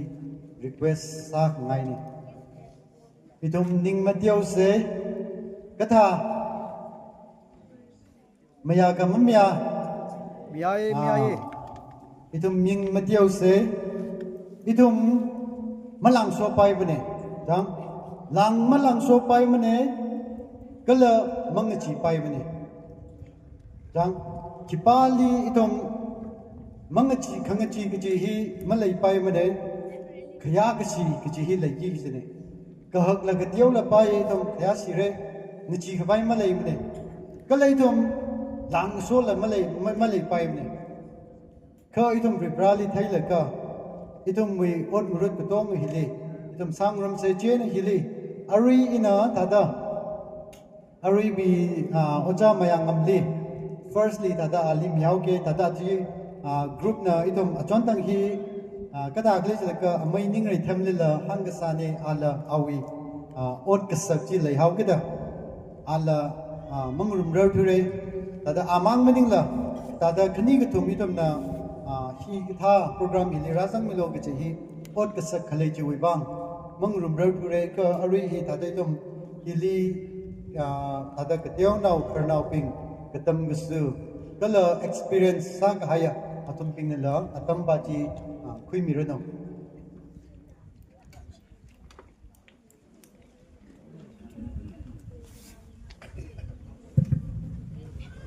Remikapta Kashi Khania,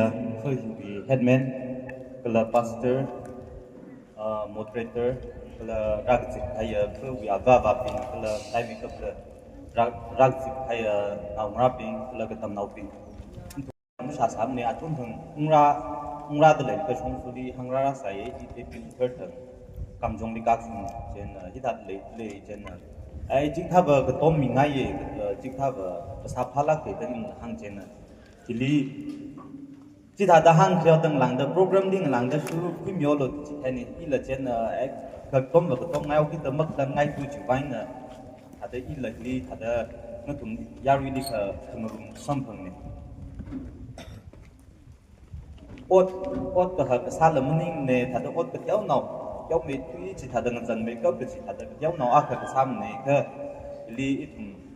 ram xem cá se giáo huy cái tôm rock fight suggest aka ino mang the sami ke the ning samne chen ari lim dai make up the tam now ping class 6 we below kya pang le the na pang the khang kam you know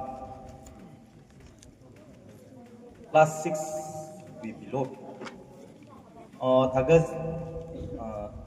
the rasti pam the le chen 10 we below in the 12 we below or the 10 when at ping 10 when at ping or thaka graduation tam ki the clipping or tam the clipping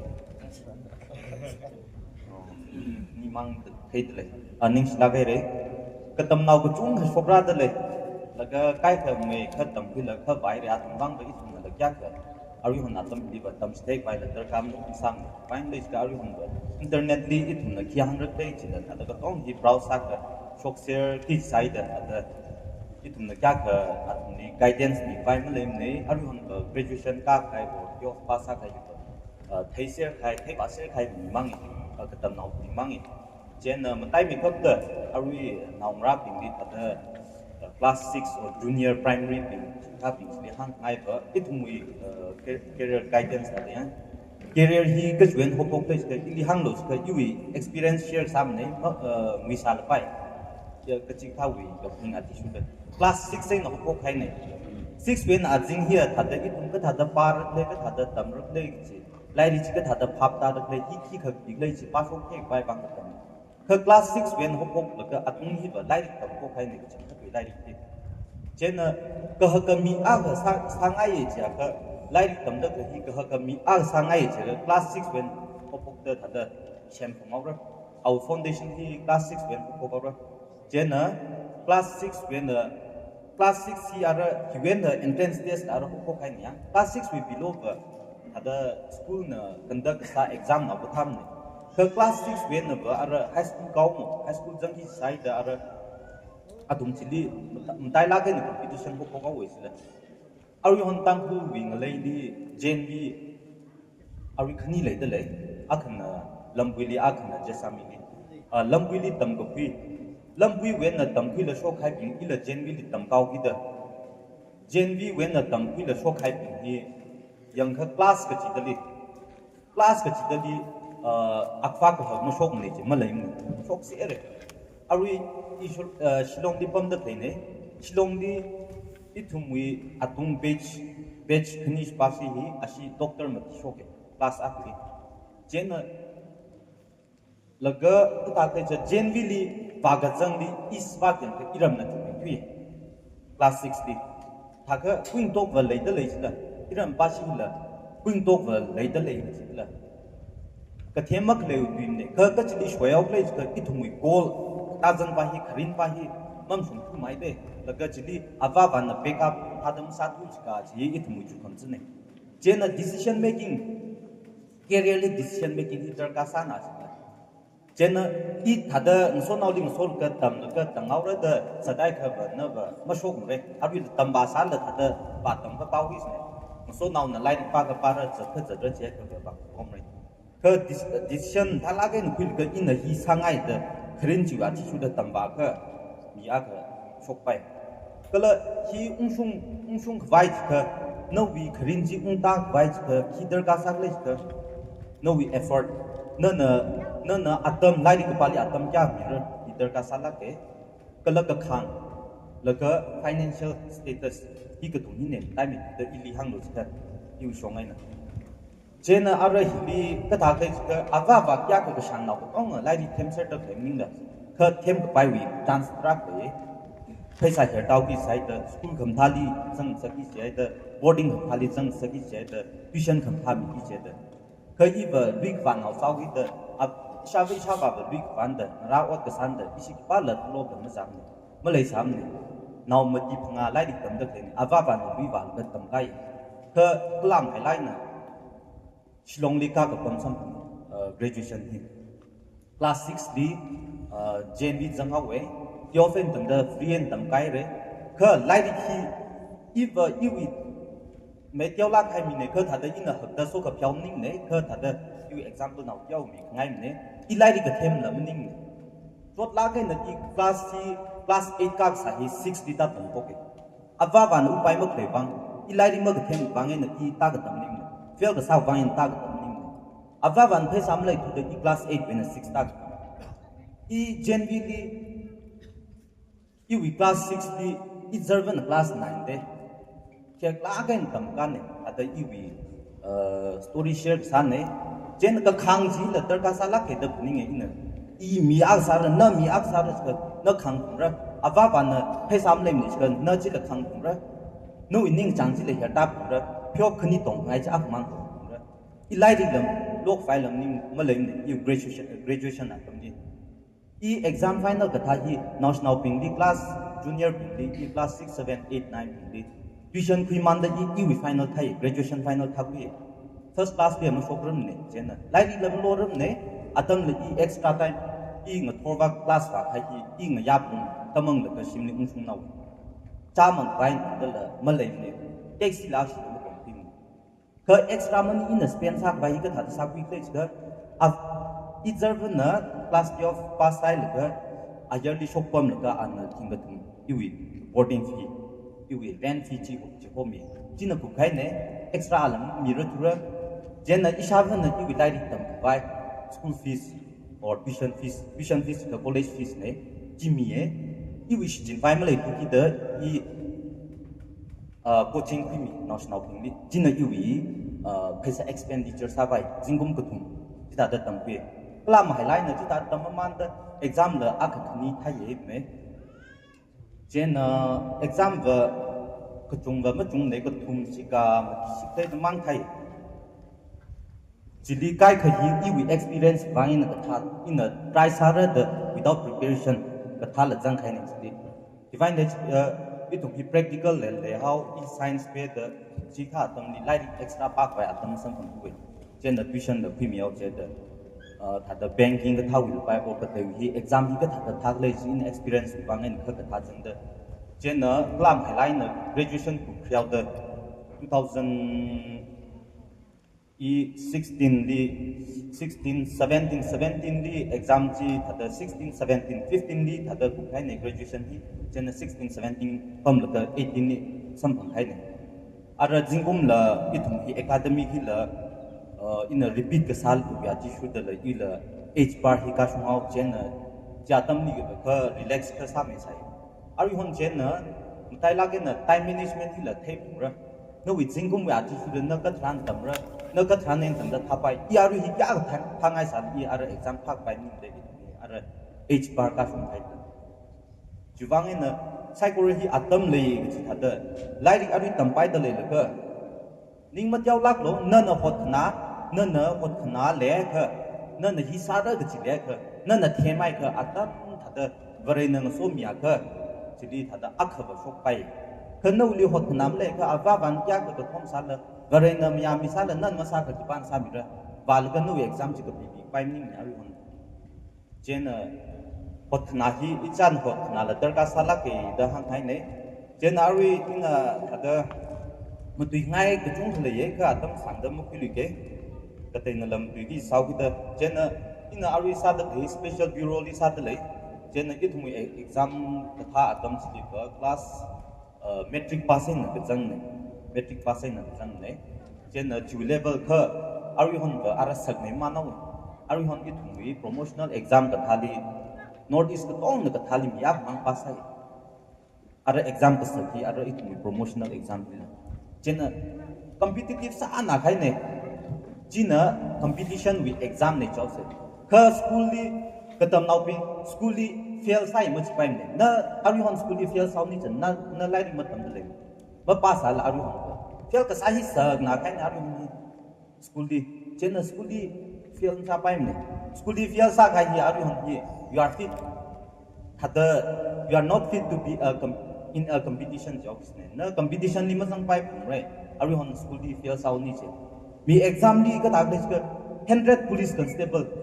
class 10 metric pass ka sa wi 100 seat di lakh ka da tha da de one seat di 1000 na ma pai da phung de bihar khali population ku ha chi su da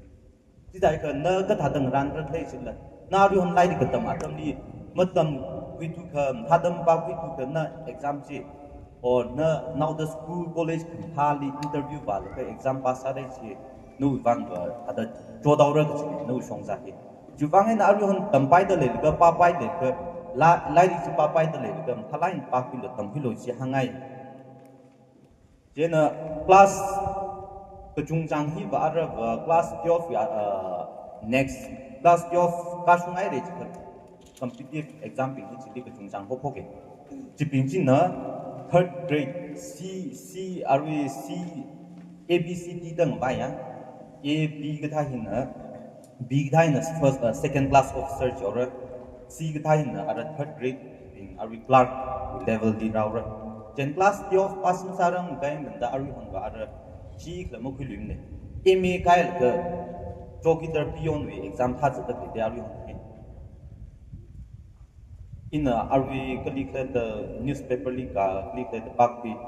tha ka in ukul with DC sa da kai ba hi la al fire service di fireman ka at mu chi sa sai ta ne ka an MA dam yogi da an potnao ati su da hi DCIS post ka sam ne sta chen pot pam hi yaw e ha ge ma chi lo akli jangai ka da tha kui pai la chung le e tu mu department ni la are we second class officer now shortly are we on it at the jika pinga thakui laga atumi assam we state service we sampang hang bai SDC SDO sampang hang bai chena first yaw we da la thada in try na sam ra da ka mang na ran re ma chi lo ka hak ya chi su da mi la chung pa pam ka them la raw ra ka tiaw la thada mi la chung pa pam chen are we on the tong ni competitive sa se level hi chen kham tai mi tu no we preparation pa hi le phung re chi ta ina hangai class 12 ya chili exam ragi 10+2 we tai mi tu the center di hang lu ka combined higher secondary school level in at le 10+2 SSC na staff selection commission da china go piak le chi la saklak exam chi ka chi pass ai ka ari personal assistant ka tha chen clerk ka tha level assistant tha level di government office meeting khal da sam re các cái tây bình chỉ thật là yêu số nào bình là thật là hàng mình man nên chỉ là cái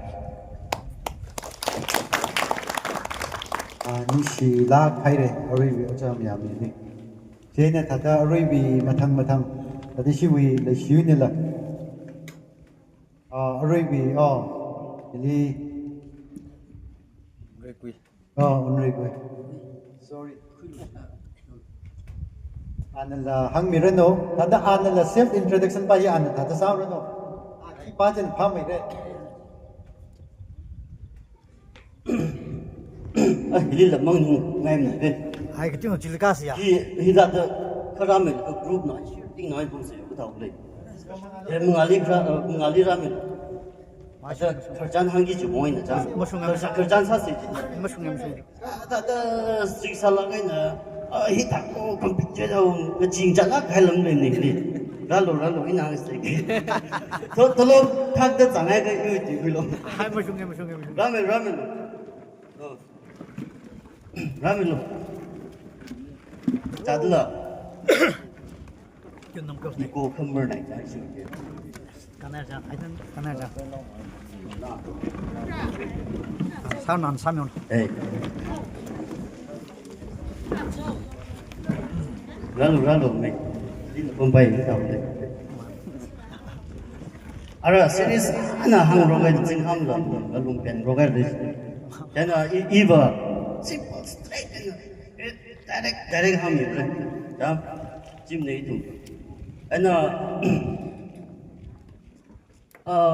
jokes now hang rain the first nó thùng thang jing thế English chuyện kiểu than jing Fox na thôi, đó,他的汤金可真的，English 把它抬。汤金下人一个比那一种，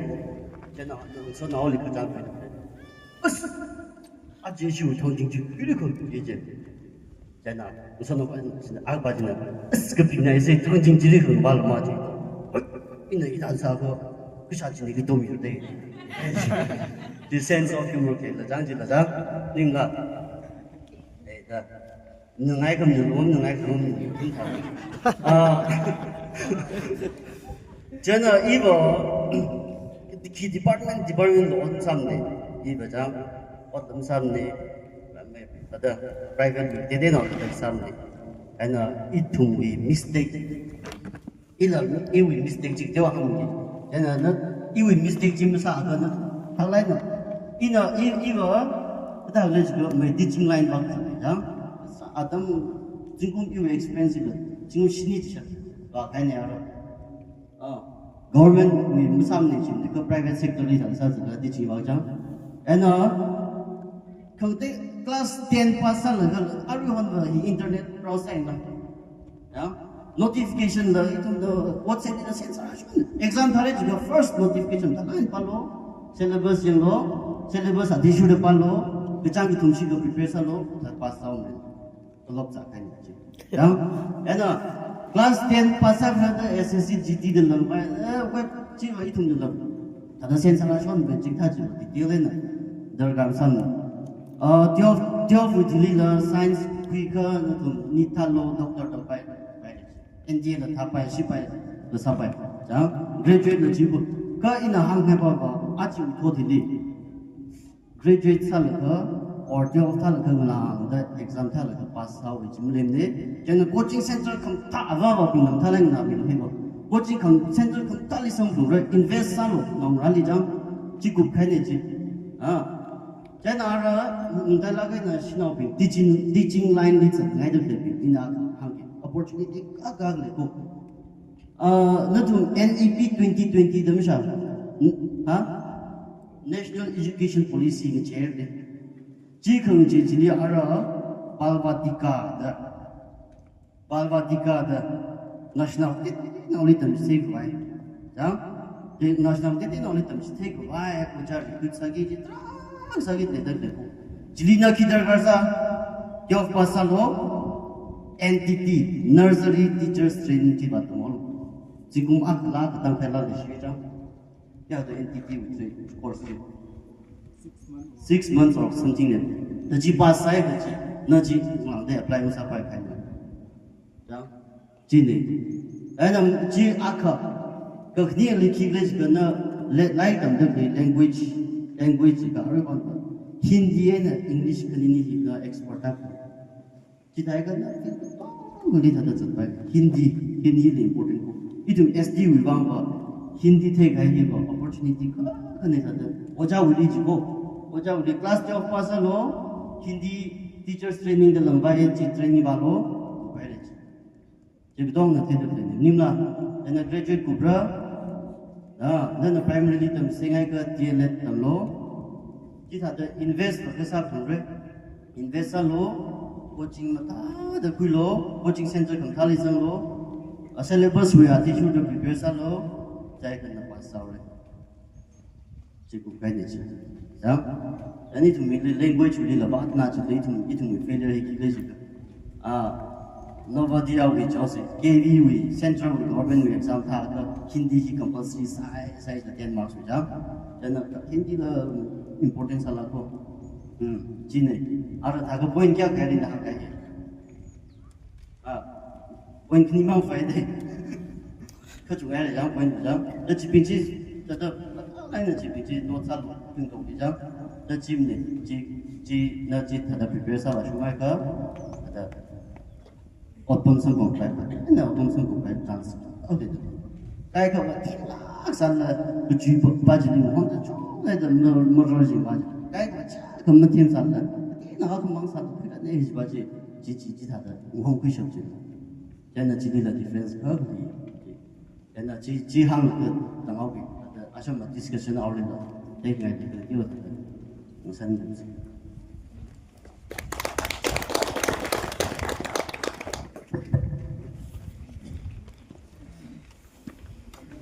So, yun da.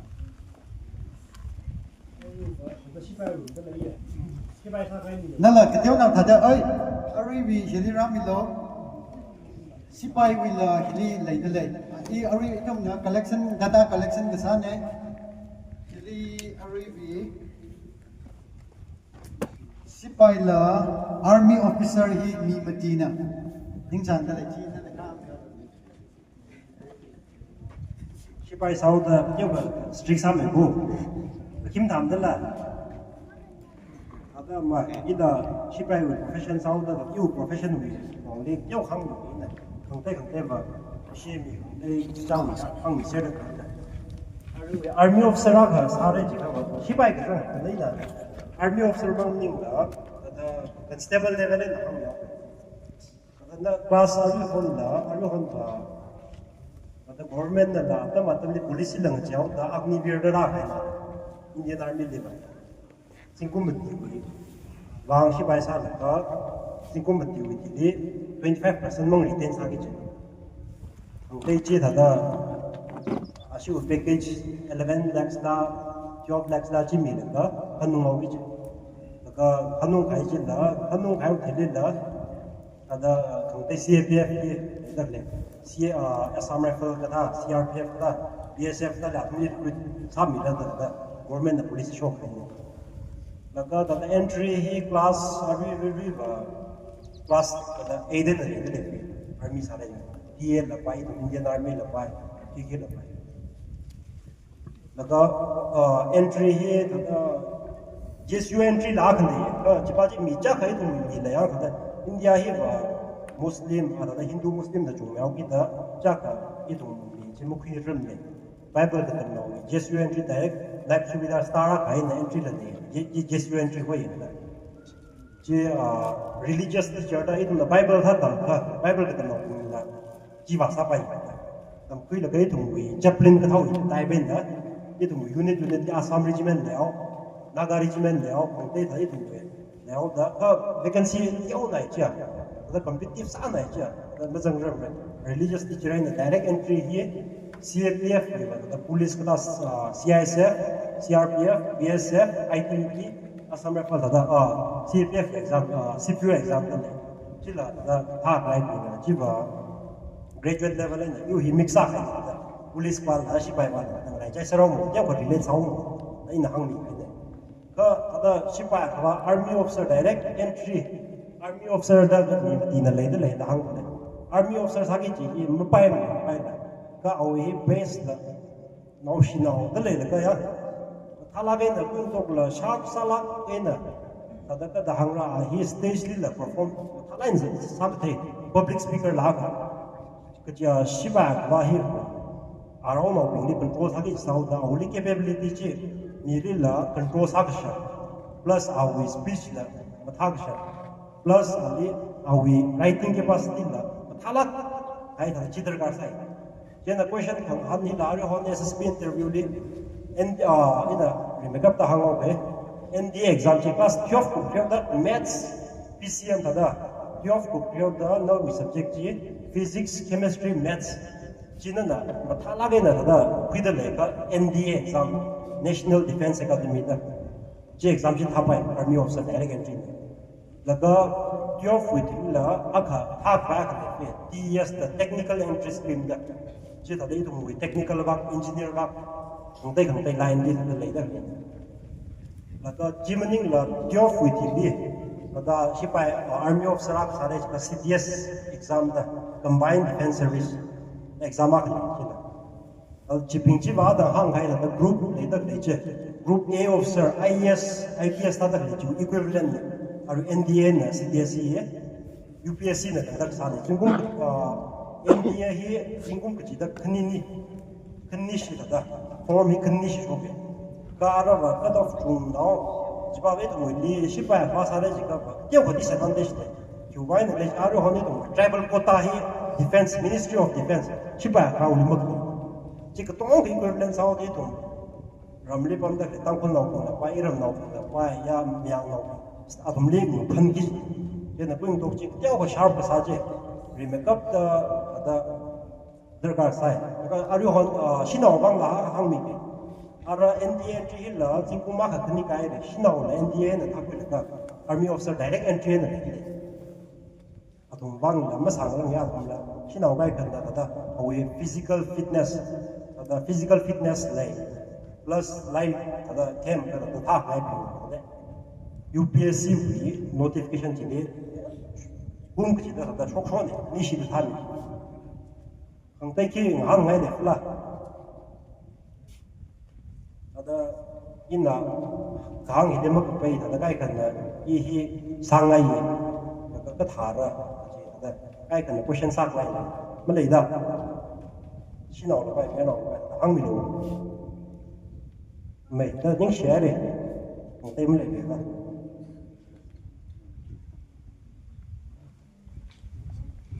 những xe nào cũng để cho ác sĩ bằng thêm sự này những xe này rồi được ra số đi đâu rồi li si khi nào đã lấy Jen ari hi idom doctor hi ina akshi dong hi pata mi hauke theology ina akalei delei bible tam ngai jena engineer hina akalei delei jena doctor hina tharup lei delei jena anina pilot ka hang oi bang pilot hang kai kam thai tura pilot hi khani lei delei Jena army officer hi aribi mati lei dalai nurse hi akha lei dalai Jena scientist hina khani lei dalai Jena cabin crew hina khani lei dalai journalist hi sport willi journalist sang ngai hina akha lei dalai football player hina akha lei dalai Jena business woman da entrepreneur da startup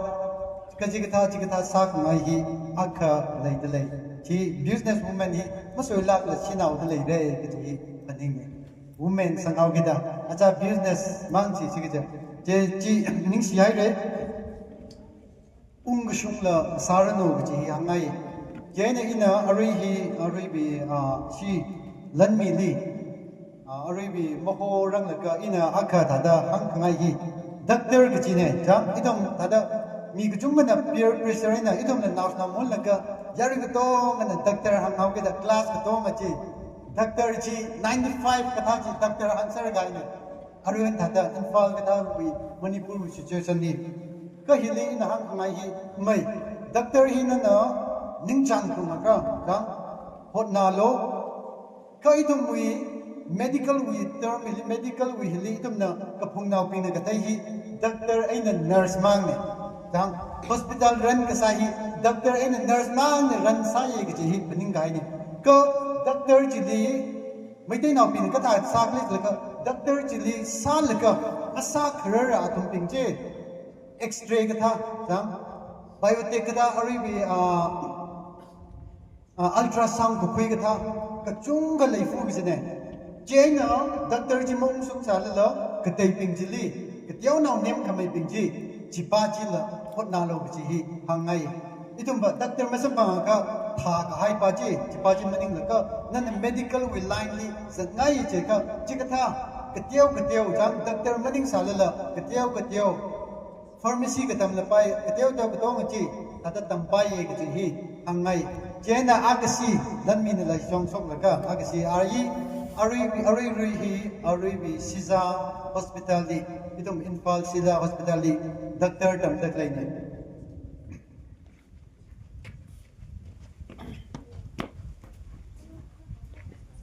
Cha shi khani ram dau separately ning shi chang phong shop le sala program chem khami bin na ida tam khami wa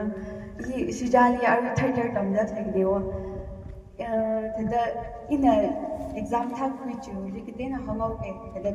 jot ka chang je 11 12 hi imphali ke tam dewa laga covid right class akala mak sa ni wa laga exam pass sa mi exam akla ma tham ni thala pass sa mi laga ji thakwe laga sha mai long ni thalo ya ik tha ni la yang ni ting ji kota le da SD wi da mi sha kha ta ma khui wo ka tha bo mi ting tha da le ni ji da ka tha ni le ya da I ba mra mai da ma chu shwa ni kha da ai result shwa la ki sa khwai la mi le da ma tha sha mai da phani kha sha mai na thalo je da da hot na ra ma da hot na ye da ka tha la mi chu ngai da ya ga thai sa la mark ji Dem sa da mark 400 ki mi phanga thru le khui la ya wo thai ga sit ji ma ji char ga mark ki a ga ma tha sa la ye na jot na ye ka tha tam ji wa ka jot ka chang la drug sa ma ye ari doctor sa ngai da le da mi thru ji na khang ji la pha na ye ji ka doctor hi ga thang ke I wi wang in hang ro ji ka ba ka khang ma lai ka ma sa thai mi da hang ai ji ka na lai ba ji a cha mang ba la ta ngau ji mi ni wo thang ga tam ji a shu an ji wo ka khang ga la consistent lai la in thang ji la lai ka bai kan anai wo doctor hi me ya ina I third year in kam da lai ya da thang ga ma ba gai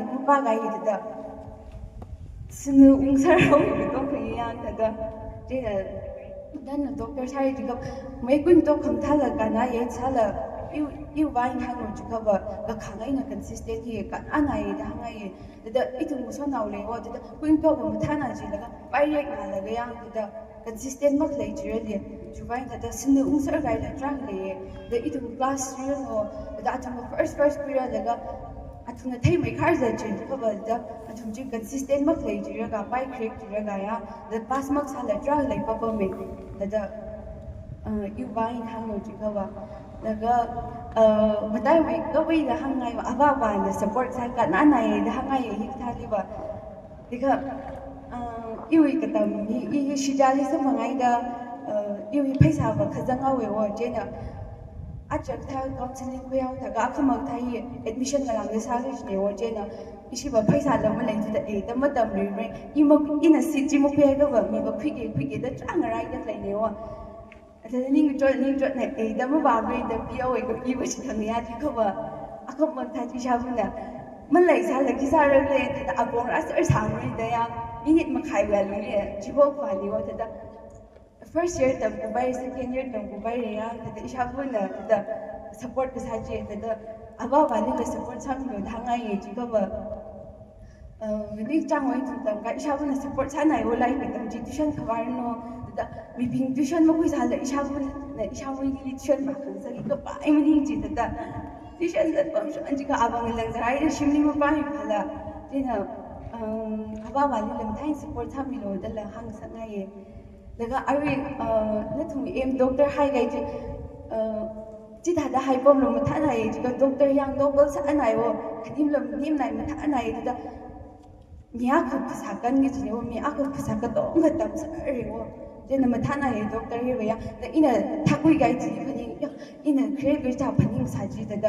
mà sao ra mấy đó phần những sao gì ở đâu cũng sốc gì đó ít thôi cái cháu vì ninh đi là lấy vô goal set sa gai ji manga chido jo cha la khang no iba ni thak ri ji thai ge jo lai da lai ji 11 jo ya ga ma tam thu da ya da i angai na lai ji ba ma ta sa lui da tuition ka ba ji la mai dai in tam thai la ga basic jing lang da la ma thai pressure ya da kuin to ba thak lai ku ji mai ik la da ga ina lai ka ba ji thai ni ya da muso na da phanga shi ba ga ina ju mai da pa ye da ngu tum da la 지금 니 그다 도지 빨리 지 다다 악스 타리 쇼그레도 뭐 푸닝 악로 막 쇼지를 킬러면 다음네야 이tum 아리 그 타지를 이tum 리러 메 카이더 그 아가다 클래스 하자 때문에 키도 타임을 내는데 다다 탈위 지로 니 그다이라가 난 악스 전 가이 자다 거버먼트 동행메다 가나나이 보면 타나이 당하이 이거 저 중매들 타고로 이럽 나올리를 미면 내라 니 타가 덕지 뭐 중매 다다 nên tụi nó goal set sang cái gì mong chỉ là một tháng này là đó nhưng chỉ mới có ngày này giật đồ ta ngày trang cái sao ok nhưng sẽ Yo, những xe này, Ari bị đánh bị đi. Ari hi thông thà đó, mất cục sang ngang cả. Ari bị cái khăn nào mất cái thế là lấy đấy. Ari bị mấy hôm qua vậy na John Juminao ani hui lao ne hili ari yari ka to mana now ka to mani ichicha we dream ka pi hili natum na ka pi da gaya ka pi so kai hi vibrali siya salo vibrali siya ka sa chi tranli vibrana direct jang ana direction samire ana nali doctor sang sangai ka ana sang sakre jang ana nali engineer sang sangai ka nali sang sakre nali ana army officer sang sangai ka sang sakre teacher sang sangai ka sang sakre jaina vibrali siyasalo aribi ilitum kato ngahi mavaluse aripa hi hiliaka leidalei akapa hina aribi amingba mazang mane ka tata awi dream hi job sampang gabai ne da hang dalai ka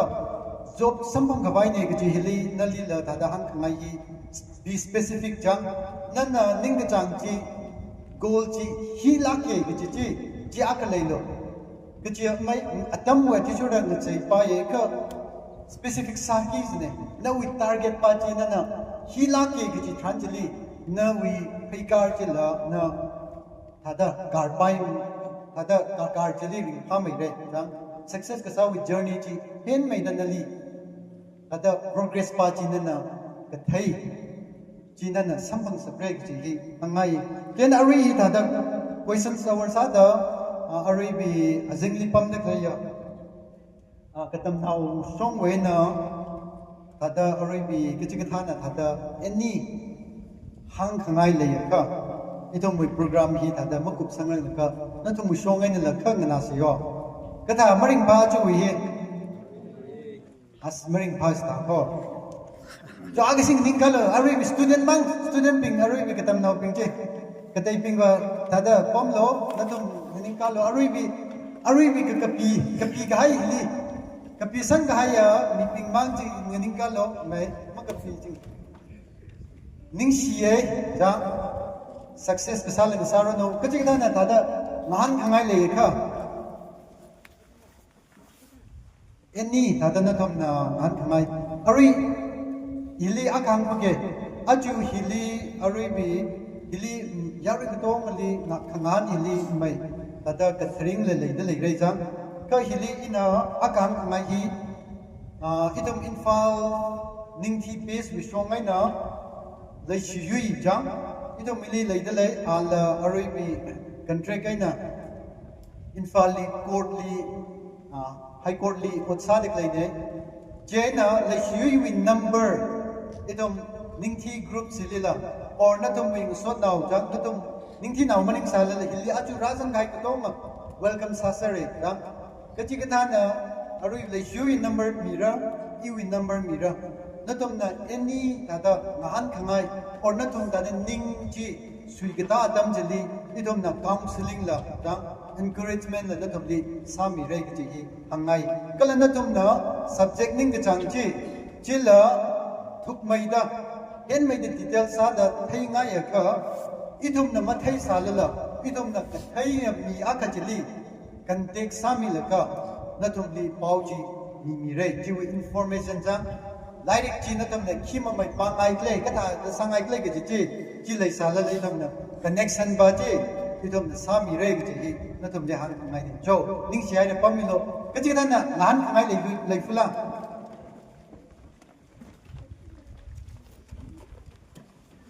Ari bi hisong wai na itong za song wai na tada hang ngai ka ji na tada lai ngai ka tam hi itong makku prang la ka ji ka na hang san ngai lai ka tam hi mi de lai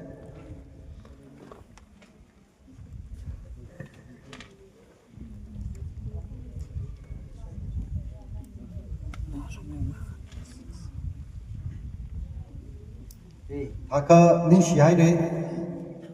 ari bi yari ka to mana ita da ka to mi la ka itong mai ka gaze phili ra ka zan hi wi ba ra ka ning se hi ri brana khamong so khami ra ga ji hi angai aju ka tam ga su mang maning la aju na ot sa la pai masa la pai ja laik tam la pai matam la pai ichi li mi ka hayat talent ji wa ji shura itum ichi wi sa ga tai ji ka la pai ka tiu la pai itum part queen rock la ka itum khu hi ram hi dang itum ning thi nào tang phul nào naga nào hi tam sem ka rum se ji na thum li hang ngai ni na thum to na churi ai na na ko ba ning si ai de sun ka se ha sa se itum meeting kup san ka bai ba ava vibra ning si aju ning thi khu ili Vibra hikatha katam now pingwi bang ne the seminar salaka. Vibra itam program haka po boina kuida. Ari Vibra gup aina tangda. Nana thanra kami chui bang nali tra kaning siko. Vibra itam tiawla hikatha tiaweda Vibra itam program hik Kuika salala Vibraitum sit sange na gazang chili matiyaw mani na gazang chili vibra ot katong hi possible umsung sape gaji itum sit sange aju khu ram hili leidak taya ava ba pingnala kernau pingnala vibra katom mida vibra sit sange ngana khui ka haya matu shok ka haya tui ka to hi vibra arem mang masa lak ra chi itum sit sange ning thi now itum li kho ka yang ka salaka vibra nawi ming wi bang itum li khut lai akasa da vibra nan si chin milo katam now sopra de playa yut yaron ngala vibra ichi chawi sa ka thai ba ka thai nana talen mi ka hai chi wa ti shura aju o ku thui hili ringda le laka o ku thui we atam hili vibra no we ko hor akasada itum li hor na sak melo chichin melo ke chi hila vibra nali seha bisani aju vibra program hili razang na taya mataila gina katam naw pingna ichi chawi ningu klungli vibra atum na kapilaka ningchang ochi aju mangena vibradam na ningchang chi tangka haimang nasala ka vibradam ningchang chili vibradawi mangla katharachina somida athumi katam su chili mathala gena vibradam ningsang maida tam sakbayu bang nana athum ping chili vibradana chizumilo nana tharmilo kala ava ping na vibra athom pingoi bang bra encourage sa ka thaya katom ka thaya bra seha matala ka ni seha sami laka katom ka thaya abwa ba nanam sang sak milo ram hi wai na bra tam sat sange kathem thakamai idum kachu wai na ne mai na tangda apung kachi pali bra idum bra na wi ba or kasapa na wi naw ra bu na nang sang sak milo ning shi la kai re bra ri tum program hi bau bau wai na ku wai na tangda na na anram ya hai re kalari dum kai kana bra pam hi wai na la kam jong li ka ka bai lai dum khangran sa da lai kai kana bra pam hi wai na infal ta ka bai la bra dum khangran sang rok lai kala hili bra dum kai kana hili pam ki da lai idum apam ngatai ngatai da dum pam rok apam ngatai ngatai da dum zat rok sa la la bra na li sia ka sa ne 2026 kumthar khara hilila itum rigra pam ngatai da pam sala itum mathala kana phala kana moyon khui chala rigra na sang sak milo kumthar chili itum ikatha wi program hila chungmai da itum singka sabda itum rigra nowi umram nowi ming de khamate chi na nang sang sak milo da Krista nau ming sing da siya kasane nau ming china dam chida khayui te khamate khangran sa ching na no amen so yari to ni ning siai ne